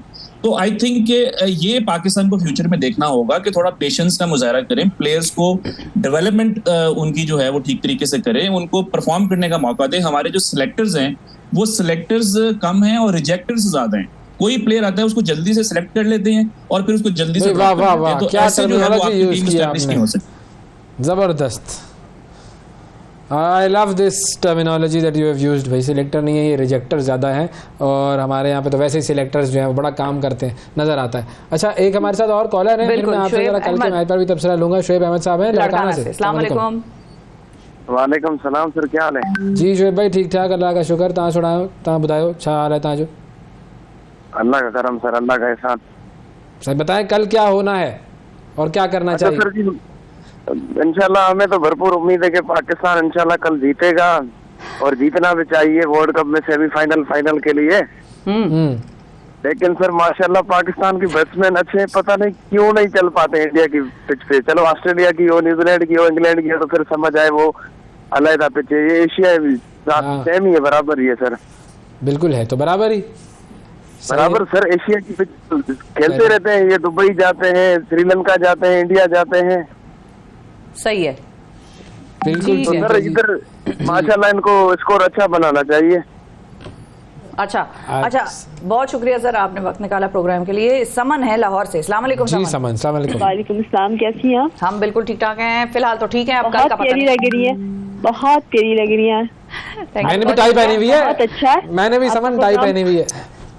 आपका प्रोग्राम बहुत अच्छा है, मैं बहुत शौक से देखती हूँ। समन आपको मेरी आवाज आ रही है? बहुत जी मुझे आपकी आवाज आ रही है। मैंने भी टाई पहनी हुई है। आपसे ना ड्रेस का गिफ्ट चाहिए। मैंने काला सूट पहना हुआ है। आप क्रिकेट के सेगमेंट में ड्रेस पर आ गई समन, क्या हो गया? कैसी बातें कर रही हैं? समन को क्या चाहिए? उनको पता नहीं ड्रेस की, आपसे ड्रेस का गिफ्ट चाहिए। ड्रेस का गिफ्ट दे दो इनको। अच्छा समन, बिल्कुल समन। आज मैंने वैसे बियॉन्ड ईस्ट का कुर्ता पहना हुआ है, वो अच्छे हैं, कभी कभी नजरे करम कर लेते हैं तो भिजवा देते हैं कुछ ना कुछ। मैं उनसे पूछ के आपको ये भिजवा दूंगी। टाइयां पहन के फारिग हो गए। इंशाल्लाह पाकिस्तान मैच जीतेगा। चलो भाई, ये क्रिकेट की बात भी कर दी, ये इन्होंने पेशगोई भी कर दी है। मजर को क्या लगता है? मजर, थैंक यू समन, बहुत शुक्रिया। मजर ये बताएं, इंशाल्लाह पाकिस्तान मैच जीतेगा कल? देखिए उम्मीद पे दुनिया कायम है, और पाकिस्तान की टीम तो कुदरत के निज़ाम पे चलती है। हमारी क्रिकेट कम है, और वो कुदरत का निज़ाम जब तक नहीं आएगा वो हम नहीं जीत सकते। और अभी वो देख रहे हैं कि आहिस्ता आहिस्ता आ रहा है, क्योंकि न्यूजीलैंड की जो टीम है उनके तो 11 प्लेयर से पूरे नहीं हो रहे, तो 15 का स्क्वाड होता है, उसमें से उनके 4 प्लेयर्स जो हैं वो इंजर्ड हैं। केन विलियमसन की इंजरी के ऊपर अभी डाउट है कि पता नहीं वो अगले मैच में अवेलेबल होते हैं कि नहीं। लॉकी फर्ग्यूसन भी इंजर्ड हो गए, मार्क चैपमैन इंजर्ड है जो है, फिर मैट हेनरी इंजर्ड है, तो उनके तो 11 प्लेयर्स ही नहीं पूरे हो रहे। तो आई थिंक जिस तरह बेंगलुरु में पाकिस्तान ऑलरेडी खेल चुका है, यहाँ पे पाकिस्तान की बैटिंग ने परफॉर्म किया था, बॉलर्स ने बहुत ज्यादा रन कंसीड कर दिए थे वो ऑस्ट्रेलिया वाले मैच में। तो आई थिंक कि अगर पाकिस्तान पहले बैटिंग करता है, थोड़े से रन लगाएं, फखर जमान फॉर्म में आ गए हैं, अब्दुल्ला शफीक फॉर्म में है, रिजवान फॉर्म में है, और होपफुली इस तरह की एक अच्छी बैटिंग कंडीशंस में जो है बाबर आजम भी जो है वो फॉर्म में आ जाएंगे। तो उम्मीद तो है कि पाकिस्तान जीत सकता है, लेकिन पाकिस्तान को ना सिर्फ मैच जीतना है, थोड़ा सा अच्छे मार्जिन से जीतना है, ताकि आपका जो रन रेट है वो थोड़ा जो है इम्प्रूव हो। सही। अच्छा मुझे ये बताएं कि ये जो न्यूजीलैंड के खिलाड़ी हैं, इन सबको हुआ क्या है? क्योंकि जाहिर है एक टीम जिसने इतना अच्छे नोट पर टूर्नामेंट शुरू किया, और शुरू में तो सारे मैचेस इनके बड़े अच्छे चल रहे थे, जीत रहे थे ये, लेकिन अब इस टीम के बारे में कहा यह जा रहा है कि ये आगे वाले मैचेस सारे हार ही जाएगी अगर इनके इतने अच्छे खिलाड़ी नहीं होंगे। पाकिस्तान चले एक उनको टफ टाइम तो दे सकती है, एक अच्छा मैच हो जाएगा, मगर अगला मैच फिर इनका गालिबन श्रीलंका से है। तो अब श्रीलंका से जब वो खेलेंगे, श्रीलंका की हालत हमने कल देख ली, लेकिन फिर इस टीम के साथ जिसके साथ न्यूजीलैंड उतरेगा, जिसमें 11 खिलाड़ी भी पूरे नहीं हो रहे, तो न्यूजीलैंड को ये हुआ क्या है अचानक?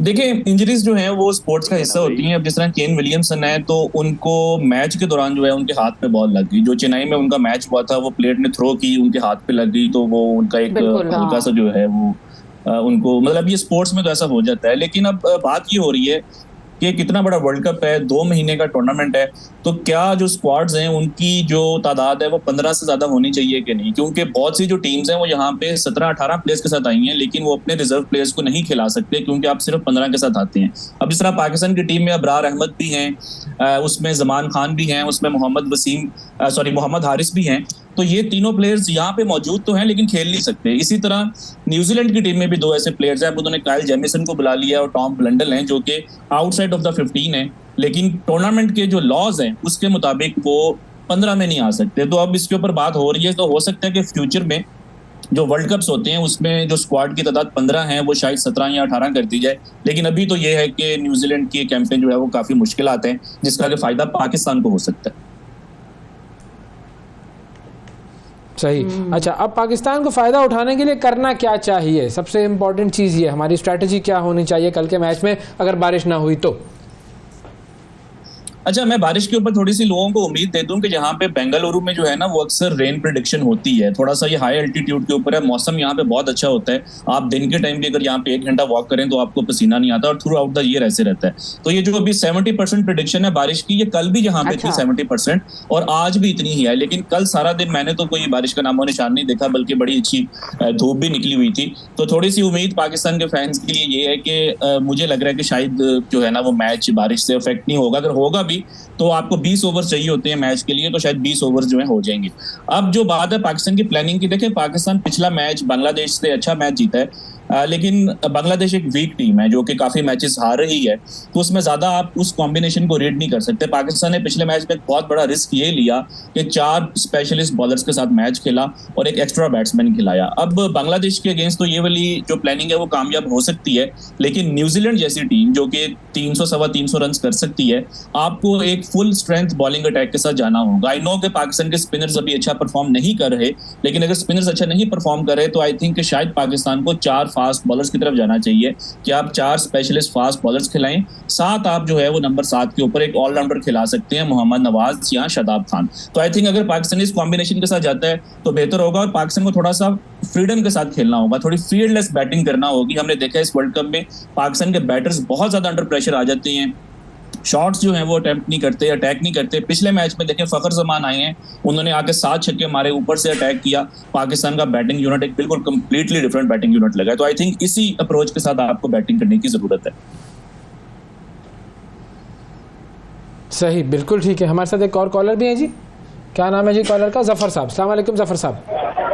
वालेकुम सलाम सर, क्या है सर? खैरियत? बिल्कुल ठीक जी, फरमाइए जफर साहब। सर ये मैं क्रिकेट के बारे में थोड़ा सा कुछ तबसरा करना चाहता हूँ। ये क्या मसला है कि हमारी टीम मुसलसल पिछले कुछ मैचेस में हारती हुई आ रही है, ये क्या? आपको क्या लगता है, ऐसा क्या है?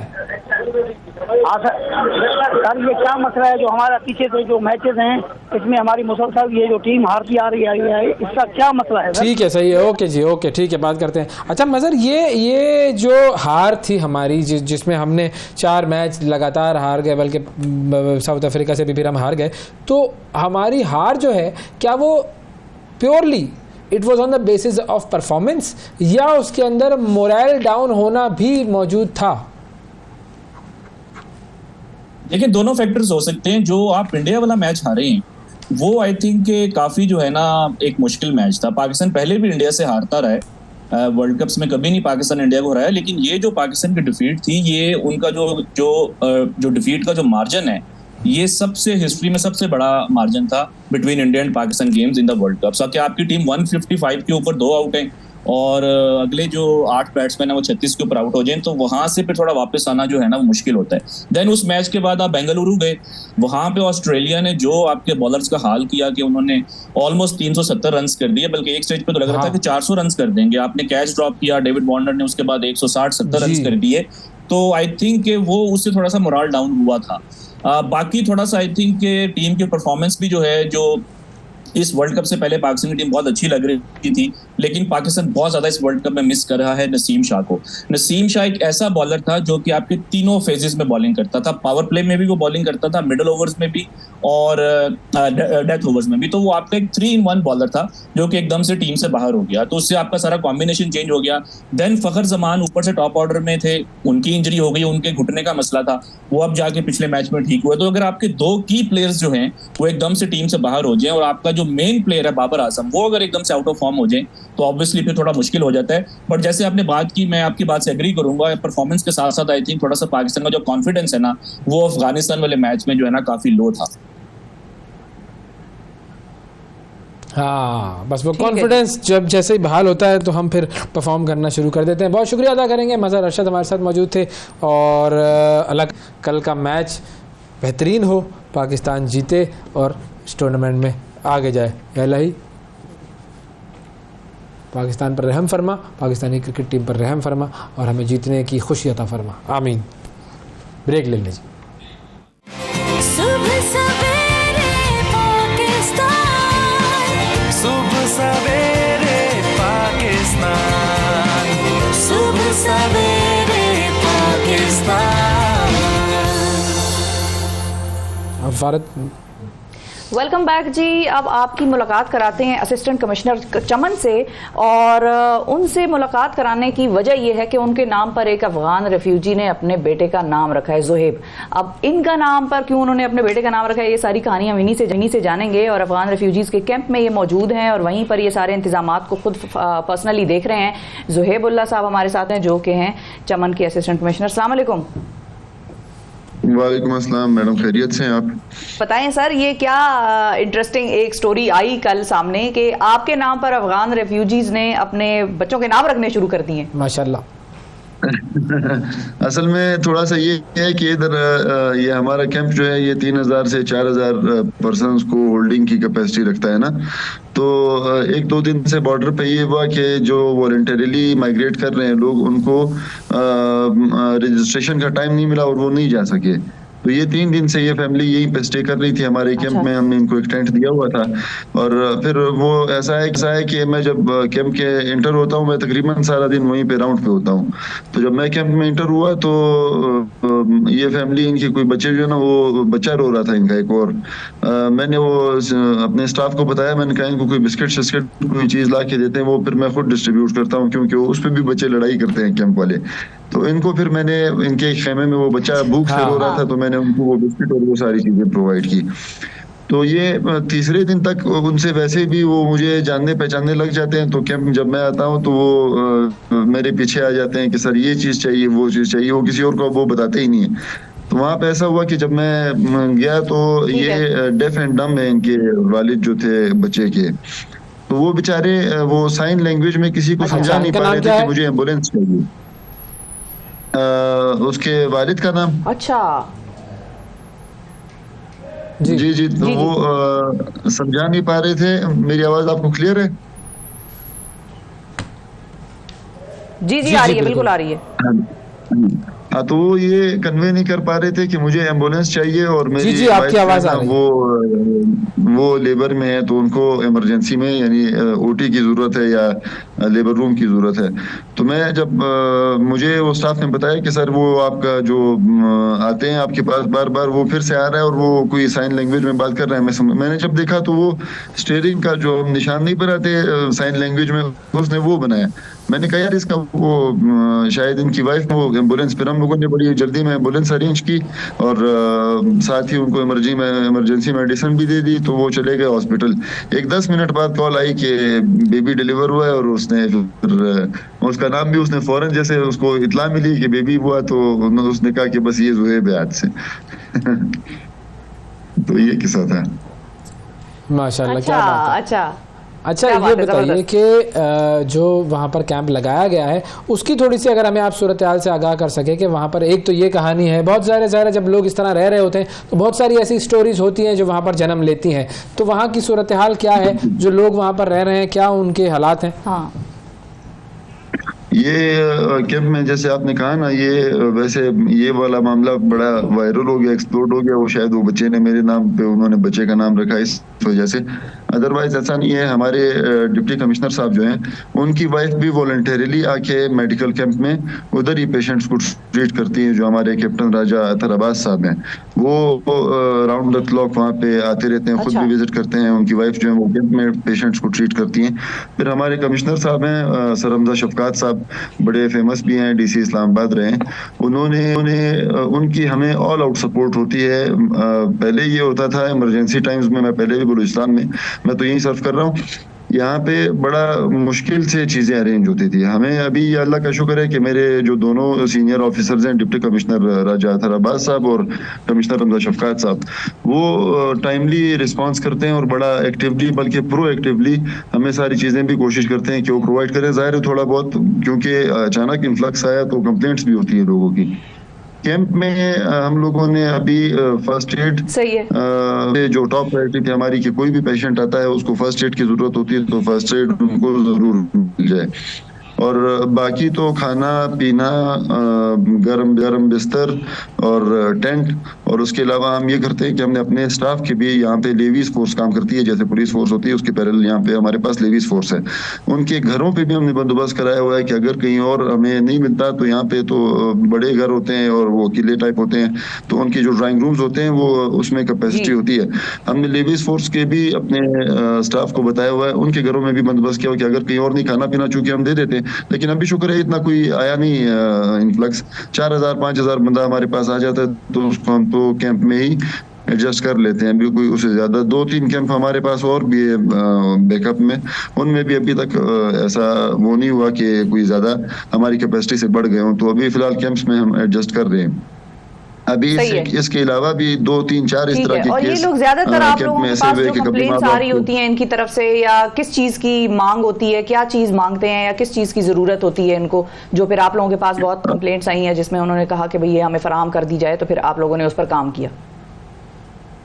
कभी कभी ऐसा होता है कि रात को जब खाना सर्व हो चुका होता है उसके बाद अगर कोई आते हैं तो डिमांड बेसिकली 3 चीज़ों की डिमांड ज़्यादा होती है।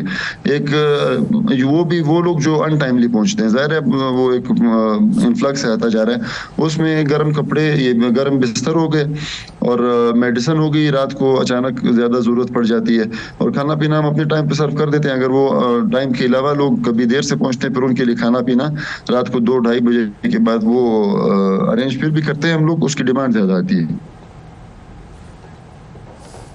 अच्छा, बहुत शुक्रिया अदा करेंगे जी। ज़ोएबुल्लाह किबज़ई साहब हमारे साथ मौजूद हैं, कमिश्नर चमन, और वहाँ पर जो कैंप बनाया गया है गैर मुल्की जो रेफ्यूजीज़ हैं जिनको अब पाकिस्तान से निकाला जा रहा है, उनके लिए जो कैंप बनाया गया है उसकी सूरत हाल से हमें आगाह कर रहे थे। बिल्कुल, और ये सेगमेंट उन लोगों के लिए था बेसिकली कि जो ये कह रहे हैं कि भाई पाकिस्तान की स्टेट बड़ा जुल्म कर रही है, जबर कर रही है, बच्चों का ख्याल नहीं रख रही, फैमिलीज़ का ख्याल नहीं रख रही।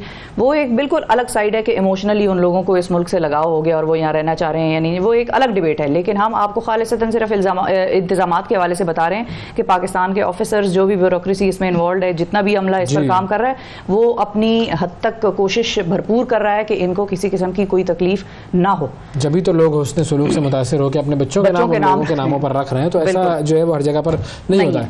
बहुत शुक्रिया अदा करेंगे जी। हमारे मेहमान हमारे साथ मौजूद थे। वक्फा लेते हैं, वक्फे के बाद दोबारा हाजिर होंगे। सुबह सवेरे पाकिस्तान, सुबह सवेरे पाकिस्तान, सुबह सवेरे पाकिस्तान।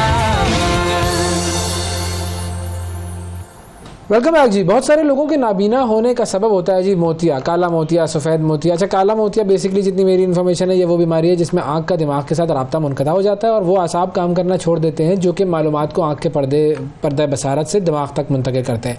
अब कभी कभार मोतिया के बाद बीनाई वापस आ जाती है, लेकिन अक्सर ऐसा होता है कि इस बीमारी की वजह से अगर बीनाई चली जाए तो फिर वो वापस नहीं आती है। इस बीमारी से मुताल्लिक हम गुफ्तगू करेंगे, जानेंगे। हमारे साथ माहिर चश्म डॉक्टर सबीउद्दीन अहमद साहब मौजूद हैं, जो कि हेड ऑफ कैटरेक्ट डिपार्टमेंट है शिफा आई ट्रस्ट जी। बिल्कुल, सर, अस्सलाम वालेकुम। सर, मेरी नाक़िस मालूमात तो मैंने 1-2 जुमलों में अपनी इल्मियत झाड़ने की कोशिश कर दी, लेकिन सही इल्म अगर आप हमें बताएं कि बुनियादी तौर पर ये जो कैटरेक्ट है ये क्या है और कितनी टाइप्स है? सही है। कैटरेक्ट बेसिकली एक ऐसी बीमारी है जिसको उर्दू में सफ़ेद मोतिया कहते हैं। अच्छा। और काला मोतिया एक अलग चीज़ है जिसको अंग्रेज़ी में ग्लोकोमा कहते हैं। अच्छा। तो आज हम सफ़ेद मोतिया के बारे में बात करते हैं। कैटरेक्ट इज सफ़ेद मोतिया, ग्लोकोमा इज काला मोतिया। ये तो डिफरेंशिएशन समझ में आ गई। अब मोतिया के बारे में ये कहा जाता है कि इससे नज़र के ऊपर असर होता है, और बिल्कुल सही कहा जाता है। धुंधलापन होता है और बीनाई के जाने का इम्कान भी होता है। अच्छा। और जो सफ़ेद मोतिया है उसकी अच्छी बात यह है कि उसका अगर ऑपरेशन या उसका इलाज मुकम्मल हो जाए तो नज़र वापस आ जाती है और लोग अपना नॉर्मल रूटीन का काम मुकम्मल तौर पर कर सकते हैं। उसके बाद इतनी अच्छी नज़र हो जाती है कि जो आम आदमी की नज़र है मोतिया आने से पहले वैसी हो जाती है। अच्छा। लेकिन काला मोतिया एक ऐसी बीमारी है जिसमें जो बिनाई चली गई वो वापस नहीं आती, इसलिए काले मोतिये की तशखीस जल्दी होनी चाहिए, वक्त पे होनी चाहिए और उसका इलाज भी होना चाहिए ताकि वो स्टेज तक ना पहुँचे कि जहाँ बिनाई ज़ाया हो जाए। तो इसमें होता क्या है, मतलब इंसान का जो क्यों डेवलप कर जाती है और एक खास एज के बाद फिर ज़्यादा लोगों में, इवन कुछ की तो आंखों में नज़र भी आता है, आपको एक वो सर्कल सा नज़र आता है। जी बिल्कुल, सफ़ेदी से नज़र आती है। सफ़ेद मोतिया आमतौर पर बेसिकली होता ही है कि जो लेंस है, कुदरती अदसा जो है आँख में, उसके अंदर कुछ प्रोटीन्स होते हैं और वो प्रोटीन्स जो हैं वो वक्त के साथ साथ उम्र के लिहाज से, उम्र के साथ साथ या किसी बीमारी की वजह से वो आहिस्ता आहिस्ता डीनेचर हो जाते हैं। और वैसे तो वो एक ट्रांसपेरेंट बिल्कुल जिस तरह लेंस होता है जिसका काम होता है कि उसमें से शुआएं गुजरें और एक फोकस और एक इमेज बने, तो वो होता है। लेकिन जब ये इसमें सफ़ेदी आ जाती है और प्रोटीन्स डीनेचर हो जाती हैं तो उसमें धुंधलापन आना शुरू हो जाता है। और वो इमेज की शार्पनेस है, शुरू में इस तरह ही होता है कि पेशेंट को शार्प इमेज नज़र नहीं आता, उसको धुंधलापन नज़र आता है, जैसे वो बादलों में से देख रहा हो, ऐसे लगता है धुंध में से देख रहा हो। और आहिस्ता आहिस्ता वो बढ़ते बढ़ते इतना हो जाता है कि उसका कोई इमेज नज़र नहीं आता और उसको सिर्फ़ और सिर्फ एक रोशनी दिखाई देगी लेकिन कोई तस्वीर नज़र नहीं आएगी। सो ये उसकी मुख्तलिफ स्टेजेस हैं। तो आमतौर पे पेशेंट हमारे पास आते हैं इस स्टेज पे जब वो धुंधलापन महसूस करते हैं और इसकी एक अच्छी बात अलामत ये है कि पेशेंट को महसूस हो जाता है कि उसको कुछ मसला है, क्योंकि उसको जब धुंधलापन नज़र आना शुरू होता है तो वो हमारे से रब्ता करता है और फिर हम उसका तशखीस करते हैं और उसका इलाज करते हैं। सही। तशखीस ज़्यादा मुश्किल नहीं है, उसमें चंद टेस्ट करते हैं और पता चल जाता है कि सफ़ेद मोतिया है। और इलाज में ये है कि दवाइयों से या एनक से इसका इलाज नहीं है, इसका इलाज जो है वो ऑपरेशन या सर्जरी ही है। सही। और उस सर्जरी के अंदर लेंस रिप्लेस किया जाता है या फिर ये कि जैसे प्रोटीन की, जैसे आपने बताया कि वो कम हो रहा है, डिजनरेशन हो जाती है उसकी, जी, रीफिलिंग हो जाती है प्रोटीन। वो असल में प्रोटीन हम उसको चेंज नहीं कर सकते, उसको हमें पूरे का पूरा लेंस ही चेंज करना पड़ता है। अच्छा। इसकी एग्जांपल आप यूँ ले लें, जैसे कोई कैमरा है, उसके अगर आगे लेंस लगा हुआ है, वो लेंस अगर मैला हो जाए तो उसको साफ़ नहीं कर सकते बल्कि उसको हम रिप्लेस करते हैं। ठीक है। तो उसकी पावर पहले कैलकुलेट करते हैं ताकि वो मैच हो सके आँख के साथ और उसकी रिक्वायरमेंट जो भी है उसके हिसाब से मैच करके तो फिर हम वो लेंस रिप्लेस करते हैं।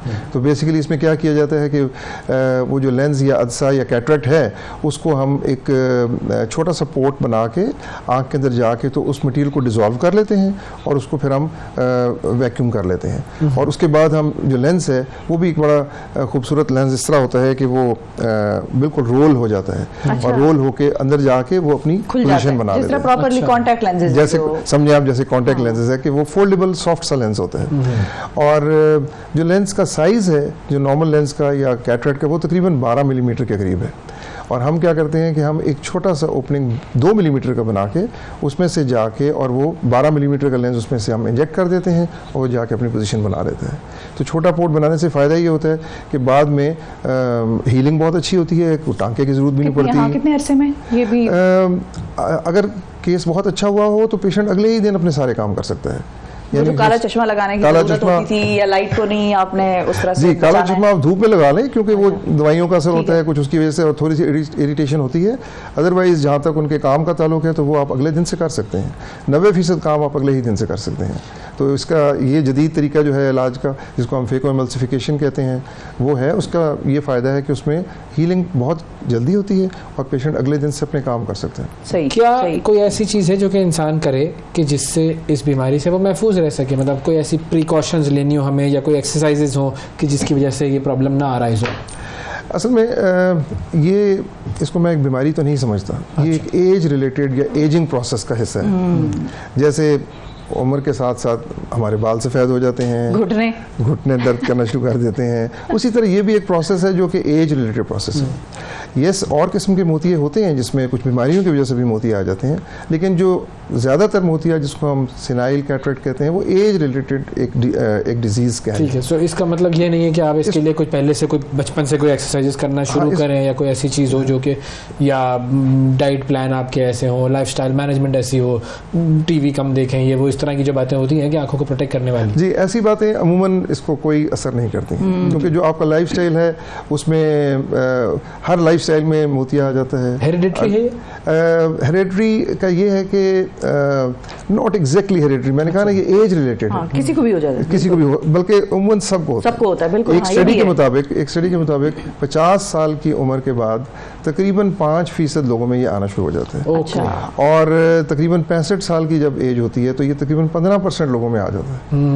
यानी कि हर 100 मरीजों के में से 15 लोगों, हर 100 लोगों में से 15 लोगों को ये मोतिया आ सकता है। तो इसमें वैसे आइडेंटिफाई कैसे करेंगे कि ये एज रिलेटेड आई साइट कमजोर नहीं हो रही, बल्कि ये एज रिलेटेड मोतिये का सिलसिला शुरू हो गया? क्योंकि लोग कहते हैं भाई बुढ़ापे में 40 के बाद वो करीब की नजर भी कमजोर हो जाती है। 40 के बाद बुढ़ापा नहीं होता है, आप लोग ऐसी बातें करना शुरू कर देते 40 के बाद बुढ़ापा नहीं, मैंने बुढ़ापे में दो अलग अलग जुमले हैं। बुढ़ापे के बाद नजर का कमजोर होना और 40 के बाद करीब की नजर का कमजोर होना, ये भी एक नेचुरल प्रोसेस है। तो लोगों को ये लगता है कि भाई वो शायद नजर कमजोर हो रही है एज की वजह से, कैटरेक्ट की तरफ वो सोचते ही नहीं है। असल में नजर कमजोर कैटरेक्ट में भी होती है और भी बहुत सारे रीजन होते हैं जिसकी वजह से होती है। अब देखना ये है कि ये किस वजह से है। वो बेस्ट तो यही है कि वो एक डॉक्टर से मुआयना करा लें ताकि वो देख सकें कि ये चश्मा लगाने की ज़रूरत है या मोतिये की वजह से नज़र कमज़ोर हो रही है। और मोतिये की जो नज़र कमज़ोर होती है उसमें उम्मन धुंधलापन होता है। अच्छा। तो वो जो धुंधलापन, जैसे आप बादल में से देख रहे हैं, धुंध में से देख रहे हैं, वो चीज़ अगर हो तो उसकी वो एक अलामत है जो हमें मोतिये की तशखीस के लिए आसानी होती है। सही। और सर्जरी कितने ड्यूरेशन की होती है? अगर सर्जिकल प्रोसीजर नॉर्मल जिस तरह हम करते हैं हो और उसमें कोई कॉम्प्लिकेशन ना हो तो तकरीबन 15 मिनट के अंदर सर्जरी हो जाती है। अच्छा। और कॉम्प्लिकेशंस क्या होती हैं? वो तो फिर कॉम्प्लिकेशंस कुछ भी हो सकती हैं, मतलब 100 किस्म की कॉम्प्लिकेशंस होती है। मेरे ख्याल है उनका जिक्र ना करें तो अच्छा है, इसलिए कि वो पेशेंट को डराने वाली बात है। और अच्छे हाथों में कॉम्प्लिकेशन का रेट काफ़ी कम है, इसलिए मेरा ख्याल है कि उनका 15 मिनट की सर्जरी। जी, सर्जरी वैसे 15 मिनट में तकरीबन होती है। अच्छा, अब अगर हम थोड़ा सा काले मोतिये की तरफ, ग्लाकोमा, जो काला मोतिया है उसमें क्या होता है और नज़र आपकी कैसे आना शुरू होती है? अच्छा, काले मोतिये में ये है कि अमूमन मरीज़ को पता नहीं चलता कि उसको कोई तकलीफ है। अच्छा। क्योंकि उसमें विजुअल फील्ड डिफेक्ट्स होते हैं, लेकिन वो सेंट्रल विजन, यानी कि जिस तरह मैं अब आपको देख रहा हूँ, आपका चेहरा मुझे साफ नज़र आ रहा है, लेकिन इर्द गिर्द की चीज़ों में आहिस्ता आहिस्ता धुंधलापन होना शुरू हो जाता है। लेकिन वो मरीज़ को महसूस नहीं होता, ना उसको कोई दर्द होती है, ना उसको धुंधलापन महसूस होता है। So it's a silent blindness, patient को पता नहीं चलता। और वो जब हमारे पास आता है तो इतना लेट हो चुका होता है कि उसको नुकसान बहुत ज़्यादा हो चुका होता है। वो फिर रिवर्सिबल नहीं है, और वो रिवर्सिबल भी नहीं है। इसलिए काला मोतिया इसलिए ख़तरनाक समझा जाता है कि एक तो वो छुप के वार करता है और पता नहीं चलता, और दूसरा जब वो हो जाता है तो फिर वो उसका डैमेज रिवर्सिबल नहीं है। अच्छा, तो फिर इसलिए चेक करने के लिए फिर क्या प्रोसीजर? जी, उसके लिए एक, और ये फैमिलीज़ में भी चलता है, इसलिए उसके लिए बहुत ज़रूरी है कि आप सालाना मुआयना ज़रूर करवाएं। 50 साल की उम्र के बाद सालाना मुआयना आपका ज़रूर होना चाहिए। और अगर खुदा न खास्ता फैमिली में कोई ऐसा मेम्बर है जिसको काला मोतिया है तो फिर इससे भी पहले आपका मुआयना एक दफ़ा ज़रूर होना चाहिए। और इस मुआयने में हमें पता चल जाता है कि अगर कोई ऐसा शक पड़े तो फिर आगे और टेस्ट करवाए जाते हैं ताकि तशख़ीस मुकम्मल हो जाए। और अच्छी बात यह है कि हर चीज़ का एक अच्छा पहलू भी होता है, वो ये अच्छी बात है कि इसको हम कंट्रोल सिर्फ दवाइयों से कर सकते हैं।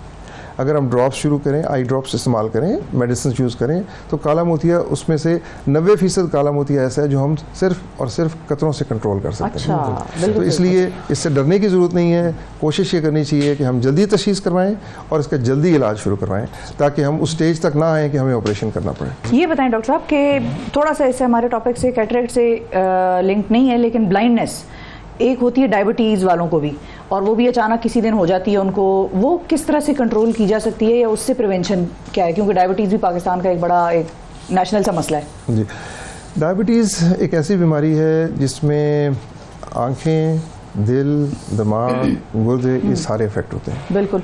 और आँखों का ये है कि उसमें भी मोतिया भी बन जाता है वक्त से पहले, और उसके अंदर नज़र के पर्दे पे भी कुछ चेंजेस ऐसे आते हैं जो कि वक्त पे ट्रीट ना करें तो वो ब्लाइंडनेस कॉज कर सकते हैं।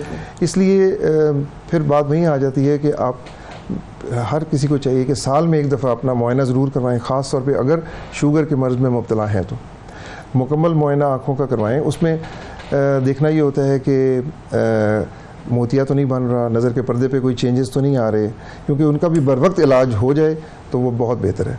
और अगर हम, जैसे आपका सवाल था कि एकदम नज़र चली जाती है, उसकी अमूमन ये वजह होती है कि आँख में कोई ना कोई नस, खून की नाली वो ब्लीड कर जाती है और आँख के अंदर खून आ जाता है, तो उसमें मरीज़ कई दफ़ा सुबह सो के उठता है तो उसको कुछ नज़र नहीं आ रहा होता।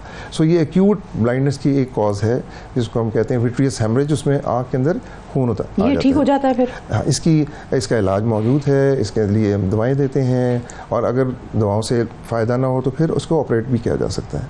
लेकिन टाइमली तशख़ीस और प्रिवेंटिव में यही है कि शुगर को अच्छी तरह कंट्रोल में रखा जाए और वक्त पे मुआयना हो जाए ताकि इसका इलाज बर वक्त किया जा सके। बिल्कुल सही। हमारे साथ फातिमा साहिबा हैं। अस्सलाम वालेकुम फातिमा। वालेकुम अस्सलाम। स्टूडियो में आवाज दे दें। जी फातिमा, पूछिए, क्या पूछना चाहेंगी डॉक्टर साहब से? जी, हम ये बात कह रहे हैं कि 6 माह की बच्ची है मेरी और उसकी आंखों से पानी बहता है और गिद्दे भी आती है और डॉक्टर को चेक करवाया तो उसने कहा कि 6 माह तक आप एक्सरसाइज उसकी करें तो वो ठीक हो जाएगी और ड्रॉप्स भी दिए, वो भी हमने डाले हैं लेकिन वो ठीक नहीं हो रही है और अब तो 8 माह की हो गई है माशाल्लाह। तो लेकिन आंखों से वैसे ही पानी बहता है और गिद्दे भी कभी कभी आती हैं और 8 दिन के लिए ठीक भी हो जाता है। ठीक है। फातिमा साहबा की बच्ची को एक सिलसिला होता है, जो आँखों के अंदर से पानी होता है ना, इसने एक नाली के थ्रू हलक में जाना होता है। अच्छा। और बच्चों में कई दफ़ा ये सुराख बंद हो जाते हैं और कई दफ़ा पैदाइश पे ही ये बंद होते हैं, तो वो पानी हलक में जाने के बजाय वो आँख से बाहर आता रहता है और अगर कुछ अर्सा गुजर जाए और इसमें इन्फेक्शन हो जाए तो फिर कई दफ़ा पीप या पस भी आनी शुरू हो जाती है। सो इसके लिए एक तो बर वक्त दिखा देना ज़रूरी है और शुरू में तो इसको हम मसाज वगैरह से ट्रीट कर सकते हैं और कई दफ़ा हमें बच्चों के लिए एक यूँ समझें आपके, इसको हम प्रोबिंग कहते हैं, वो हमने वो जो नाली है जिसमें से पानी ने हलक में जाना है उसको फ्लश करते हैं, उसकी सफाई करते हैं, उसको धो देते हैं और ये मसला हल हो जाता है। और अगर ना हो तो फिर इसके लिए कोई ऑपरेशन भी करना पड़ता है। इसलिए 6 माह या 8 माह की बच्ची के लिए तो बेस्ट यही है कि इसके लिए अगर इसकी एक दफ़ा मसाज से और दवाई से फ़ायदा नहीं हो रहा तो फिर उसकी हम एक दफ़ा प्रोबिंग सिरिंजिंग करके उसकी सफाई कर लें और उससे अमूमन ये मसला हल हो जाता है। थैंक यू जी, बहुत शुक्रिया अदा करेंगे सर आपका वक्त दिया आपने। नाज़रीन वक्फा लेते हैं, वक्फे के बाद दोबारा हाजिर होंगे। सुबह सवेरे पाकिस्तान, सुबह सवेरे पाकिस्तान। वेलकम बैक जी। आखिरकार इलेक्शन की तारीख का ऐलान हो गया। इलेक्शन की तारीख किसने देनी थी, ये मामला सेटल हो गया। अब सारी कौम को पता लग गया है कि भाई ये सदर मुमलिकत का काम है, चीफ इलेक्शन कमिश्नर को भी पता लग गया है, वगैरह वगैरह वगैरह जितने भी होते हैं इसमें एटसेट्रा एटसेट्रा, उन सबको पता लग गया वगैरह। बिल्कुल। तो अब इस हवाले से हम बात करेंगे मुख्तलिफ सियासी जमातों के हवाले से कि अब उनके दिल की धड़कन कितनी तेज हुई है। सबसे पहले बैरिस्टर गौहर खान साहब PTI के रहनुमा हमारे साथ मौजूद हैं। जी अस्सलाम वालेकुम। वालेकुम सलाम। बहुत शुक्रिया सर। खुश है? हाँ, डायलॉग था ना फिल्म का, आज खुश तो बहुत हो गए। देखो खुश तो है बिल्कुल। एक मतलब बंद गली की तरफ हम गए थे और अगर आपकी दिल में बदनीयती हो तो फिर कोई एक कहता है जी इसने तारीख देनी है, दूसरा कहता है इसने तारीख देनी है। अगर बदनीयती ना हो और आप श्योर है कि मैंने एक आईनी जिम्मेदारी निभानी है तो फिर कोई भी डेट दे दे, इससे कोई फर्क नहीं पड़ता। लेकिन देखे, एक अफसोस की बात जरूर है कि इतनी सी पॉलिटिकल बात के लिए और स्पेशली जब आईन इतना क्लियर और सुप्रीम कोर्ट ने पहले भी कई डिसीजन दिए हो कि 90 डेज में इलेक्शन करना हो, इसके लिए भी सुप्रीम कोर्ट के इंटरवेंशन की जरूरत पड़ती है। तो दैट मीन्स कि हमारा पोलराइजेशन हम कहाँ तक ले गए। लेकिन सर इस पे तो आप लोगों के सदर साहब पे भी लोग बड़ा सवाल उठा रहे हैं कि सदर साहब को नहीं पता था, वो क्यों नहीं डेट दे रहे थे, वो क्यों घबरा रहे थे अपना आईनी हक इस्तेमाल करने से।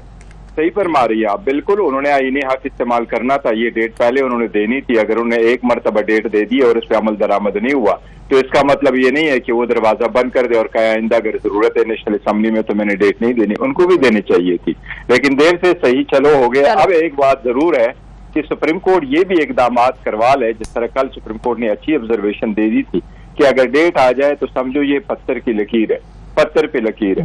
अब ये अगर इस तरह हुआ तो इसका मतलब है वी कुड बी श्योर कि 8 तारीख को इंशाल्लाह ताला इलेक्शन होंगे और election free, fair and transparent होंगे।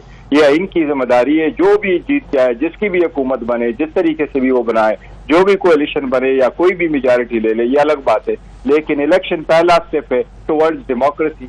ये अच्छे तरीके से परफॉर्म होना चाहिए। अब सही। तो अब ये जो इलेक्शन कमिश्नर साहब हैं, इनके हवाले से आप लोगों की क्या ऑब्जर्वेशन है? क्योंकि देखें, इन्होंने तारीख नहीं दी, जानबूझकर नहीं दी, या इन्हें आइन का पता नहीं था। दोनों केसेस में क्या आप लोग अब इन पर एतमाद करते हैं? देखिए, जानबूझकर ही मैं कहूंगा, क्योंकि आइन का पता तो उनको जरूर था। अगर आप एक कॉन्स्टिट्यूशनल जिम्मेदारी निभाते हैं और आप उस पोस्ट पर हैं तो फिर लॉ यही है कि ignorance of law is no excuse, कि आपको नहीं पता था। पहले जो जनवरी में इलेक्शन होने थे बाई इलेक्शन वो नहीं कराए गए, पर जनवरी में जब असम्बलियां तोड़ दी गई, डिसॉल्व हुई, तो फिर भी इलेक्शन नहीं कराए गए। नेशनल असम्बली डिसॉल्व हुई, फिर भी डिले कराया गया for one reason the other reason. अगर सुप्रीम कोर्ट इंटरवेंट करती है, और इस मरतबा जो कोड हमने बनवाया था इलेक्शन कमीशन के साथ, हमारी मीटिंग हुई थी सारी पॉलिटिकल पार्टी से, और कोड ऑफ कंडक्ट जो बना था पॉलिटिकल पार्टीज के लिए वो कंसेंसस से बना था इलेक्शन कमीशन में, जिसमें चीफ इलेक्शन कमिश्नर साहब भी थे और चारों मेंबर साहिबान भी थे। इन्होंने वहां ये कमिटमेंट कर दी कि जिस वक्त हम शेड्यूल देंगे इलेक्शन का, फिर हम सब पॉलिटिकल पार्टीज को लेवल प्लेइंग फील्ड प्रोवाइड करेंगे और आपको कंप्लेंट नहीं मिलेगी। सही है। अगर ऐसे करते तो फिर जरूर होगा, अदरवाइज सुप्रीम कोर्ट से हमारी इल्तिजा होगी कि वो इकदाम करवाए जो फ्री एंड फेयर इलेक्शन के लिए जरूरी है। बिल्कुल सही है जी, बहुत शुक्रिया अदा करेंगे बैरिस्टर गौहर खान साहब। नाजरीन हमारे साथ मौजूद थे पाकिस्तान तहरीक इंसाफ से। अब इस्तेकाम पाकिस्तान पार्टी से फयाजुल हसन चौहान साहब हमें ज्वाइन कर रहे हैं, उनसे भी जरा जान लेते हैं उनकी पार्टी का क्या मौक़िफ़ है। ये जो डेट आई है और इलेक्शंस क्या फाइनली अब उनको भी लग रहा है कि अब होने वाले हैं इलेक्शंस। अस्सलाम वालेकुम फयाज साहब। वालेकुम सलाम। बहुत शुक्रिया सर, आपने वक्त निकाला। लोग ये सवाल कर रहे थे कि नहीं होने, इलेक्शन नहीं होने, अब डेट जो आई है, यकीन है आपको कि इलेक्शन हो जाएंगे इसी तारीख पर और लेवल प्लेइंग फील्ड होगी आप लोगों के पास भी? बिस्मिल्लाहिर्रहमानिर्रहीम। देखें, बुनियादी तौर पर इलेक्शन कमीशन की जिम्मेदारी थी नए कवानीन के मुताबिक, और उसके मुताबिक उन्होंने 3 डेट्स रखी, और सुप्रीम कोर्ट की इंटरवीन करने के बाद सदर मुमलिकत के मशवरे से 8 फरवरी इन्होंने तय की है। It's okay. लेकिन मैंने कल भी 8-10 टीवी चैनल में वीपर देते हुए ये कहा था, और आपके चैनल में भी मैं कह दूं, इकोनॉमिक्स में जब कोई लॉ पढ़ाया जाता है ना, तो लॉ के एंड पर लिखा जाता है कि अगर हालात बदस्तूर रहे तो ये कानून अमल दरामद होगा। ठीक है, ये लॉ अमल दरामद होगा, अदरवाइज इसके असरात वो नहीं होंगे जो कानून में बयान किए गए हैं। तो मैं ये कहूंगा कि अगर हालात बदस्तूर रहे मुआशी, माशरती, सियासी पाकिस्तान के, तो 8 फरवरी को इलेक्शन हो जाएंगे। लेकिन सर चीफ जस्टिस साहब क्या नजर आ रहा है कि हाँ, ये तो पत्थर की लकीर कह रहे हो, पत्थर की लकीर है, ये तारीख में आगे पीछे कुछ नहीं हो सकेगा। मैं वही कह रहा हूँ, चीफ जस्टिस साहब तो काबिल एहतराम है मेरे लिए, लेकिन जो हालात जो है वो उनके कंट्रोल में नहीं होते ना, वो कुदरत के कंट्रोल में होते हैं और अल्लाह के कंट्रोल में होते हैं। लेकिन ऐसा आपको क्या लग रहा है कि हालात में ऐसा क्या हो जाएगा? बहुत कुछ हो सकता है, ठीक है ना, बहुत कुछ हो सकता है। अभी देखें, अब इस महीने के एंड में जनाब और अगले महीने आपने IMF की और बाकी कुछ जो आपके ऊपर कर्जे हैं वो कोई 10-12 अरब 15 अरब डॉलर आपने पे करना है रास्ते पाकिस्तान में। फिर रिव्यू है जो स्टैंड बाय आपकी अरेंजमेंट हुई है 3 अरब डॉलर की या 3.25 अरब डॉलर की, उसका IMF का रिव्यू है। फिर उसके बाद आपकी ये जो 30 नवंबर लास्ट डेट है आपकी जनाब, 13,000 है या 12,000 है आपकी रिव्यू पिटीशंस आई हुई हैं हदबंदियों के खिलाफ। उसमें अगर कोई आउट ऑफ द वे कोई पूरी की पूरी पार्टी उठ के कह देती है, कोई बड़ी पार्टी के जनाब ये हम हदबंदियां मानते ही नहीं है, और वो सुप्रीम कोर्ट से रिट जनाब स्टे ले लेते हैं, तो हाई कोर्ट से, इस तरह की बीसियों चीजें हैं। पॉलिटिकल बहुत अप्स एंड डाउन है, बिल्कुल फाइनेंशियल अप्स एंड डाउन है, एडमिनिस्ट्रेटिव अप्स एंड डाउन है। अगर ये सारे के सारे ना हुए तो 8 फरवरी को हो जाएंगे। बिल्कुल समझ गया, लॉजिकल बात है जी। ये पत्थर की लकीर तो उन्होंने कहा है, लेकिन ये रेत की दीवार भी हो सकती है जी। बिल्कुल, बहुत शुक्रिया सर। फयाजुल हसन चौहान साहब नाजरीन हमारे साथ मौजूद थे। एहसान अफजल साहब PMLN, उनसे भी जरा पूछते हैं कि जी उनके क्या जज्बात हैं इस वक्त। अस्सलाम वालेकुम राना साहब। जी वालेकुम सलाम। सर आप बताइए कि ये जो कल जो डेट अनाउंस कर दी गई है आखिरकार, कुफर टूटा खुदा खुदा करके 8 फरवरी, लेकिन साथ ही फयाजुल हसन चौहान साहब ने भी कह दिया मर्ज बढ़ता गया जू जू दवा की। क्या कहते हैं जी? ठीक है, 8 फरवरी पत्थर पे लकीर है, ओके, आप लोग की क्या राय है? देखिए, मैं समझता हूँ कि खुशाइन बात है कि एक फाइनल डेट आगे आ गई है, और मुल्क में जो एक कंफ्यूजन, जो अफरा तफरी, जो ना होनी अनहोनी की जो एक फजा थी, वो इससे अब क्लियर डाउन हो जाएगी। पूरी कौम को पता है कि हम इलेक्शंस की तरफ बढ़ रहे हैं, और मुल्क जो है वो एक नई हुकूमत को मुंतखब करने जा रहा है। तो ये हमारा पहले दिन से हमें पता था कि जब PCI ने सेंसस को नोटिफाई किया तो फिर बॉल जो है वो ECP के कोर्ट में चला गया था, और ECP अपने मुताबिक वो एक खुद मुख्तार अदारा है जिसने फिर डिलिमिटेशन करनी थी, 30 नवंबर तक वो मुकम्मल होनी थी, और उसके बाद आपने 60 दिनों के अंदर इलेक्शन कराने थे। तो लगभग यही डेट बनती थी, जनवरी का एंड या फरवरी का शुरू। तो अच्छी बात है कि ये दे क्यों नहीं रहे थे डेट, मतलब रुके हुए क्यों थे? आपको पता था तो इलेक्शन कमिश्नर साहब को, चीफ इलेक्शन साहब को नहीं पता था? और ये जो मतलब चीफ जस्टिस साहब को कहना पड़ा जाओ भाई उसका दरवाजा खटखटाओ, जाओ मिलो, मतलब ये कोई अजीब सी बात नहीं लग रही आपको कि वो डेट अपने पास या बॉल अपने पास लेके बैठे हुए थे? देखिए, ये तो ज्यादा बेहतर जवाब ईसीपी दे सकता है, मैं सिर्फ अपना पॉइंट ऑफ व्यू दे सकता हूं कि ऐसा क्यों हुआ। देखिए, एक जब डीलिमिटेशन का प्रोसेस जारी था तो मेरे ख्याल से ईसीपी का ये ख्याल होगा कि जब तक डीलिमिटेशन मुकम्मल नहीं होती उनके पास वक्त है कि वो फाइनल डेट उसके बाद अनाउंस करें। बहरहाल सुप्रीम कोर्ट का काम तशरीह करना है, और अगर नया एक्ट में अमेंडमेंट हुई थी इलेक्शन एक्ट में, तो उसके मुताबिक शायद ईसीपी का ये ख्याल था कि डेट देना उनका टोटली तौर पे नन्हे बड़े मुन्ने हैं सर, इतने प्यारे, मुझे पता ही नहीं, मतलब ऐसे कैसे इतने बड़े ओहदे पर पूरा मुल्क चला रहे हैं, आपको पता ही नहीं है कि किसने क्या करना है? फिर तो हवा में हर चीज हो रही है। मतलब मेरे प्रोड्यूसर को अगर ना पता हो प्रोग्राम कैसे चलाना है तो मैं तो एक दिन ना रखूं उसको। नहीं, देखें, अब जो अमेंडमेंट हुई मेरे ख्याल से उसके मुताबिक शायद इसी तरह का तासुर था कि ईसीपी ही, लेकिन उसकी तशरीह सुप्रीम कोर्ट ने कर दी तो ठीक है। अब ये चीज हमेशा के लिए once and for all clear हो गया कि जी अब ये सदर साहब करेंगे। बिल्कुल सही। नहीं, सदर और ईसीपी मिलके कंसल्टेशन के अंदर कंसेंसस के साथ डेट अनाउंस करेंगे। देखिए, सदर साहब तो के पास ये इन्फॉर्मेशन तो नहीं है कि ईसीपी ने अपनी तैयारी मुकम्मल कर ली है, नहीं की, क्या उनके चैलेंजेस हैं, तो ये एक इंडिविजुअल इंडिपेंडेंटली नहीं कर सकता एक अदारे के साथ जिसने इलेक्शन कंडक्ट कराने, फ्री फेयर ट्रांसपेरेंट इलेक्शन। जी जी बिल्कुल सही है जी। बहुत शुक्रिया अदा करेंगे। राना एहसान अफजल साहब हमारे साथ मौजूद थे पाकिस्तान मुस्लिम लीग नवाज से। और अब हम किस तरफ जा रहे हैं? जनाब अमीनुल हक साहब MQM के सीनियर रहनुमा, उनसे जानते हैं कि उनके क्या तासुरात है। अस्सलाम वालेकुम अमीन साहब।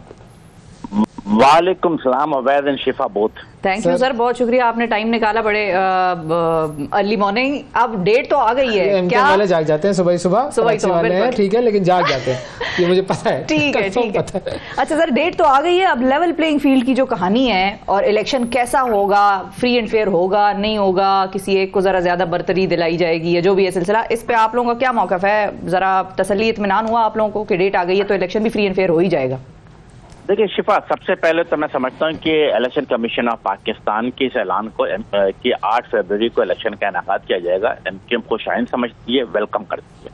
और चूंकि MQM अवामी जमात है तो अवाम हमेशा अवाम की सोच के साथ आगे बढ़ती है। अवाम की सोच क्या है कि there should be a fair free election in Pakistan. हमारी भी ख्वाहिश है कि बिल्कुल जो मैं हो या अवैध हो, जो चीज बैलेट बॉक्स में मैं डालूं वो ये चीज बाहर आनी चाहिए, ताकि और उसी पार्टी को हुकूमत मिलनी चाहिए, वही पार्टी अगले 5 साल तक हमारी पॉलिसी को लेकर आगे चले। यस, जहां तक इवन प्लेइंग फील्ड, दूसरी बात की यस, MQM पाकिस्तान चूंकि काम करती है इसलिए गुड मॉर्निंग जल्दी कर लेती है ताकि अवाम के दरमियान गुड मॉर्निंग।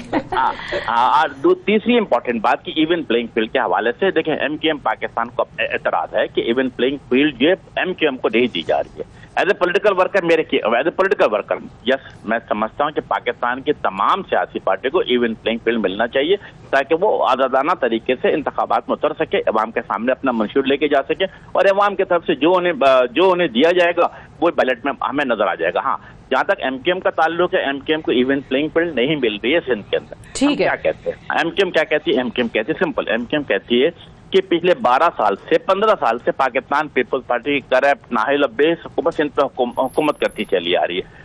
हुआ क्या केयर टेकर गवर्नमेंट में कि जो डिप्टी कमिश्नर को बदीन से निकाला गया उसको कराची में लगा दिया गया, कराची से DIG साहब का ट्रांसफर करके लड़काना में लगा दिया गया। इसका मतलब ये हुआ कि वही करप्ट अफसरान का तसलसल आज भी सिंध में कायम है जो पीपल्स पार्टी के हवाले से माइंड सेट रखते हैं। MQM सिंपल सा मुतालबा करती है, ईमानदार दयानतदार अफसरान को लगाया जाए ताकि एक आजाद, मुनसिफाना और शफाफ बेसिक मुतालबा जो है वो MQM का पहले भी यही था और अब भी यही है। बहुत शुक्रिया अदा करेंगे। अमीनुल हक साहब हमारे साथ मौजूद थे जी। कमर जमान कारा साहब पाकिस्तान पीपल्स पार्टी के सीनियर रहनुमा हमारे साथ मौजूद हैं। अस्सलाम वालेकुम सर। जी वालेकुम अस्सलाम। सर बहुत शुक्रिया, आपने टाइम निकाला। 8 फरवरी 2024 आपको खुशी हुई सुन के, दुख हुआ, कैसा महसूस हुआ? यकीनन जी, इलेक्शन की तो हम सब डेट मांग रहे हैं और शेड्यूल मांग रहे हैं, और ये तो एक इत्मीनान का लम्हा ही हो सकता है ना, परेशानी का लम्हा तो नहीं हो सकता। अच्छा, अब हमें परेशानी की टेंशन डाल दी है। अभी फयाजुल हसन चौहान साहब से हमारी डिस्कशन हो रही थी, वो भी अपना मौकफ दे रहे थे पार्टी का। उन्होंने कहा होगा तो बिल्कुल इलेक्शन 8 फरवरी को, अगर कुछ और ना हुआ, अगर कोई ऐसी सूरत हाल ना बन गई कि जिसकी वजह से इलेक्शन को डिले करना पड़ गया फर्दर, तो उन्होंने ये अगर मगर की कहानी सुना दी है हमें सुबह सुबह। के बारे में तो वही कह सकते हैं कि मैं तो किसी अगर मगर को नहीं मानता, और मैं समझता हूँ कि इस मुल्क में अब बहुत अगर मगर हो चुकी है, और अब अगर दोबारा हम इसी मामले का शिकार होते हैं तो ये नाकाबिल तलाफी नुकसान की तरफ जाने का इम्कान है। पहले ही जहाँ पे हम पहुंचे खड़े हैं, बड़े तदब्बर और हौसले और समझ के साथ मुल्क को आगे बढ़ाने की जरूरत है। हम किसी नए तजर्बे के हामिल नहीं रह गए। अब सवाल यह है कि इलेक्शन कमीशन ने एक प्रपोज डेट सदर साहब से मशवरा करके कर दी है। एक अच्छा हो गया कि सदर साहब का ये अख्तियार तयन हो गया। हाजी में एक दफा ये रहा है बहाम के लिए इलेक्शन की डेट कौन देगा, इलेक्शन कमीशन का अख्तियार है। असेंबली की मुद्दत पूरी हो तो क्या होगा, असेंबली खुद डिजॉल्व कर दी जाए तो क्या होगा, तो ये मामला सेटल हो गया। दूसरा ये कि सदर साहब ने भी कल अपना अख्तियार बहरहाल किसी हद तक सेट किया है। 11 से 8 पे वो भी लिया है। वो भी लिया। चले ये होता है थोड़ा थोड़ा जी, वो हर एक को थोड़ा थोड़ा अपना वो करना पड़ता है, अपनी अपनी हैसियत बनवाते हैं, ठीक है, कोई इसमें हर्ज नहीं है। बिल्कुल। गुजारिश ये है कि डेट तो इलेक्शन कमीशन अगर जनवरी के आखिरी हफ्ते में, यानी 31 जनवरी भी हो सकती थी, और 31 से 8 के दरमियान को बड़ा पहाड़ नहीं आ गया, उससे बड़ा कोई फर्क नहीं आएगा। लेकिन एक जनरल तासर होता है ना। इलेक्शन कमीशन ने एक बात कही हुई थी कि हम आखिरी हफ्ते में जनवरी के इलेक्शन करा देंगे। मेरे ख्याल में अगर इलेक्शन कमीशन अपनी उस डेट पे या उस हफ्ते पे स्टिक करता तो ये इलेक्शन कमीशन के अपने एतबार के लिए अच्छा होता, उनके अपने लफ्जों का एतबार बढ़ता, लोगों का एतमाद उन पर बढ़ता। बट इवन देन ये एक बेहतर तारीख आ गई। चले, अब देखना यह है कि पाकिस्तान के तमाम कौमी इदारों को, पाकिस्तान इलेक्शन कमीशन समेत अब सबको एक ऐसी फिजा तश्कील देने की कोशिश करनी चाहिए, ऐसा माहौल क्रिएट करना चाहिए जिसमें लोगों को ये यकीन हो कि इलेक्शन जो है ये फेयर फ्री हो रहा है और तब्दीली हमारे वोट से आएगी। ये सबसे बड़ा सवाल है जिसका जवाब ये जो हमारे मुल्क के अंदर माजी में होता रहा, अगर एक और मुतनाज़ा इलेक्शन हम दोबारा कराते हैं तो ये फायदे की बजाय एक बड़े नुकसान का हामिल होगा। लोगों का पहले ही रियासती इदारों के ऊपर, हमारे सिस्टम के ऊपर से लोगों का एतबार उठा हुआ। अब अगर मजीद हम यही करेंगे और इसी तरह की फिजा में इलेक्शन में जाते हैं और लोगों को ये तसव्वुर और मजबूत हो जाता है कि हमारे वोट की कोई हैसियत नहीं, तो हम तो रियासत के स्टेक होल्डर ना रहे। बिल्कुल, मैं रियासत का स्टेक होल्डर बनने का जो इजहारिया मेरा है वो तो मेरा वोट है, लिहाजा मेरा उस पर एतबार और कमजोर हुआ तो क्या फायदा होगा। बिल्कुल। तो अब करना यह है कि वो कोशिश करें तमाम इदारे और सियासी जमातों को, आप सब मीडिया वालों को, मीडिया में भी होता है ना जी गरम मसाला लगा के बात, बिल्कुल, क्योंकि अगर माहौल ठंडा रख के गर्मा गर्म खबरें ना हो तो उसको भी इतनी पदीरा ही नहीं मिलती। ये भी एक अलमिया है, हमारे लोग भी जरा चस्केदार खबरें सुनने को ऐसा ही है, ऐसा ही है। अच्छा, एक चस्केदार खबर कल उन्होंने दी, एक्चुअली बड़ा आला प्रोग्राम शुरू करें तो अब उसकी रेटिंग गिर जाएगी। बिल्कुल, उसमें चस्का ना हो। ये बताएं आप आएंगे कि नहीं उस प्रोग्राम पे? इंटेलेक्चुअली आऊंगा जी, मैं जब भी आप कहेंगे मैं आऊंगा। रेटिंग चाहे गिरी हुई भी हो, आपने आना है बस। मैं रेटिंग के हवाले से तो मेरा इशू ही नहीं होता। बिल्कुल ऐसा ही है। मैं तो सिर्फ ये गुजारिश कर रहा हूँ कि आपका भी इशू नहीं होता, आपके सेठ का इशू होता है। चले छोड़िए इस बात को, थोड़े और क्या रहने दें, लाइटर साइड। अच्छा, कल वो आपकी और मेरी, आप मीडिया की और मेरी सियासी जमातों की, मुल्क के बाकी इदारों की ये जिम्मेदारी है कि हम अपनी अपनी जिम्मेदारी अदा करें। सियासी जमातों के हवाले से तो हमें ये करना है कि हम आप एक न्यूट्रलिटी की फिजा कायम करने की कोशिश करें, हिजान को कम करने। लोगों के अंदर राइट एंड रॉन्ग की डिबेट तो होनी है, लेकिन एक हिजान की कैफियत में लाके डिबेट की जाती है जो हमारे यहाँ आजकल बहुत मुरव्वज है, बहुत आम है। बिल्कुल, उसको कम करने की जरूरत है, अगर खत्म नहीं भी हो सकती तो। और इसको खत्म करने के लिए आपका सुना है वो पंजाब में कोई पाकिस्तान तहरीके इंसाफ के साथ कुछ मिल रहा है सिलसिला, आप लोग कुछ मिलाने की कोशिश कर रहे हैं? मैं उस पर भी बात करता हूँ, लेकिन सियासी जमातों को ये करने की जरूरत है कि हम माजी के उस हैंगओवर में एक दूसरे को गाली गलोच, एक दूसरे के लत्ते लेने, उनके ऊपर एतराजात उठाने की बजाय, हम माजी में सारी जमातें हुकूमतों में रही हैं, अपनी अपनी कारकर्दगी अवाम के सामने रखे, आज के मसाइल का एनालिसिस करें, वे फॉरवर्ड दें, ताकि हम ये तलखी के माहौल को कम करें और लोगों को भी जो है ना शराब की कैफियत से बाहर निकलने में उनको मदद करें हिजाम से। रही बात पंजाब, मेरा और आप इस पे सवाल खड़ा करें कि जो सियासी जमातें हैं ये बेहतर लोगों को टिकट दें, और हम सब मिल के पाकिस्तान के अवाम को ये सब करने के बाद ये गुजारिश करें कि अब आप भी अपने तासुबात से, अपने बायसेस से उठ के और एक हिजानी कैफियत से निकल के रैशनली बेहतर लोगों का चुनाव करें, अहल लोगों का चुनाव करें, ताकि असेंबलियों में बेहतर लोग जाएं। अब ये डिबेट करने की जरूरत है। रही बात हमारा कोई जमात के साथ कोई अलायंस, कोई एडजस्टमेंट, ऐसी कोई चीज अभी ना डिस्कशन में है, ना हमारे यहाँ कोई ऑन पेपर्स है। ये मीडिया के अंदर एक डिबेट चल रही है जिसका फिलहाल ग्राउंड से कोई ताल्लुक नहीं। और वो जो पीपल्स पार्टी की, वो PMLN की तरफ से कोई सदर बनने की भी कोई ऑफर शायद सुनने में आ रही है जरदारी साहब को। मैंने अर्ज किया ना कि अभी तक जितनी गुफ्तगू है ये आपके पास, आपके सोर्सेज जो खसूसी सोर्सेज वो इधर उधर से लेकर आते हैं ना, वो पता नहीं कहाँ से, बस वो कई लोगों के अपने ख्याल होते हैं जिसको वो खबर बना देते। सही है, ये भी होता है। बिल्कुल, बहुत शुक्रिया अदा करेंगे जी। कमरजमान कायरा साहब हमारे साथ मौजूद थे। और देखें तारीख आ गई है, उनका कहना भी यही था कि एक बर्दाश्त का, सब्र का और मुल्क के आम जिसको कहते हैं ना, मुल्क में मुल्की मफाद का एक माहौल बनाएं जिसमें कि ऐसे नुमाइंदों को आप चुनें जो कि आपके लिए और आपके मुल्क के लिए आपको लगता है कि खालिसतन बेहतर होगा। और ऐसे लोगों को ऐवानों में लेकर आए जो आपको लगता है कि आपके मुल्क के लिए काम करेंगे सिंसियरली। तो बस फिर मैं नॉमिनेशन पेपर कर दूं, फिर इसका मतलब है कह रही ना सिंसियरली सब कुछ डिक्लेयर करेंगे, उसमें कुछ चीज रह गई, मतलब कुछ नहीं, मतलब बेगमात कितनी है और सब डिक्लेयर हो जाए, कोई ऐसा मसला नहीं है। मैं डिक्लेयर करने के लिए तैयार हूँ, बस प्रोवाइडेड मुझे कोई पार्टी जो है वो गारंटी दे ऑन कर ले जी आप अगर आएंगे तो ये ओहदा पाएंगे। फिर उसकी ताकि इस तरीके से ही मैं कुछ कर सकूंगा।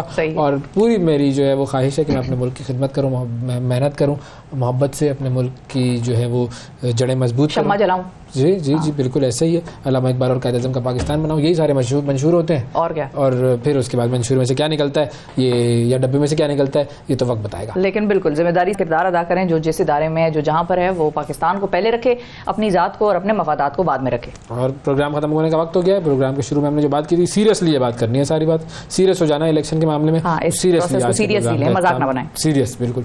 नाजरीन आज के प्रोग्राम में इतना ही, कल आपसे फिर मुलाकात करेंगे अगले प्रोग्राम में, मतलब नाजरीन अगले प्रोग्राम में आपसे फिर मुलाकात करेंगे। सीरियसली आपसे इजाजत ले रहा हूँ। अल्लाह हाफिज़।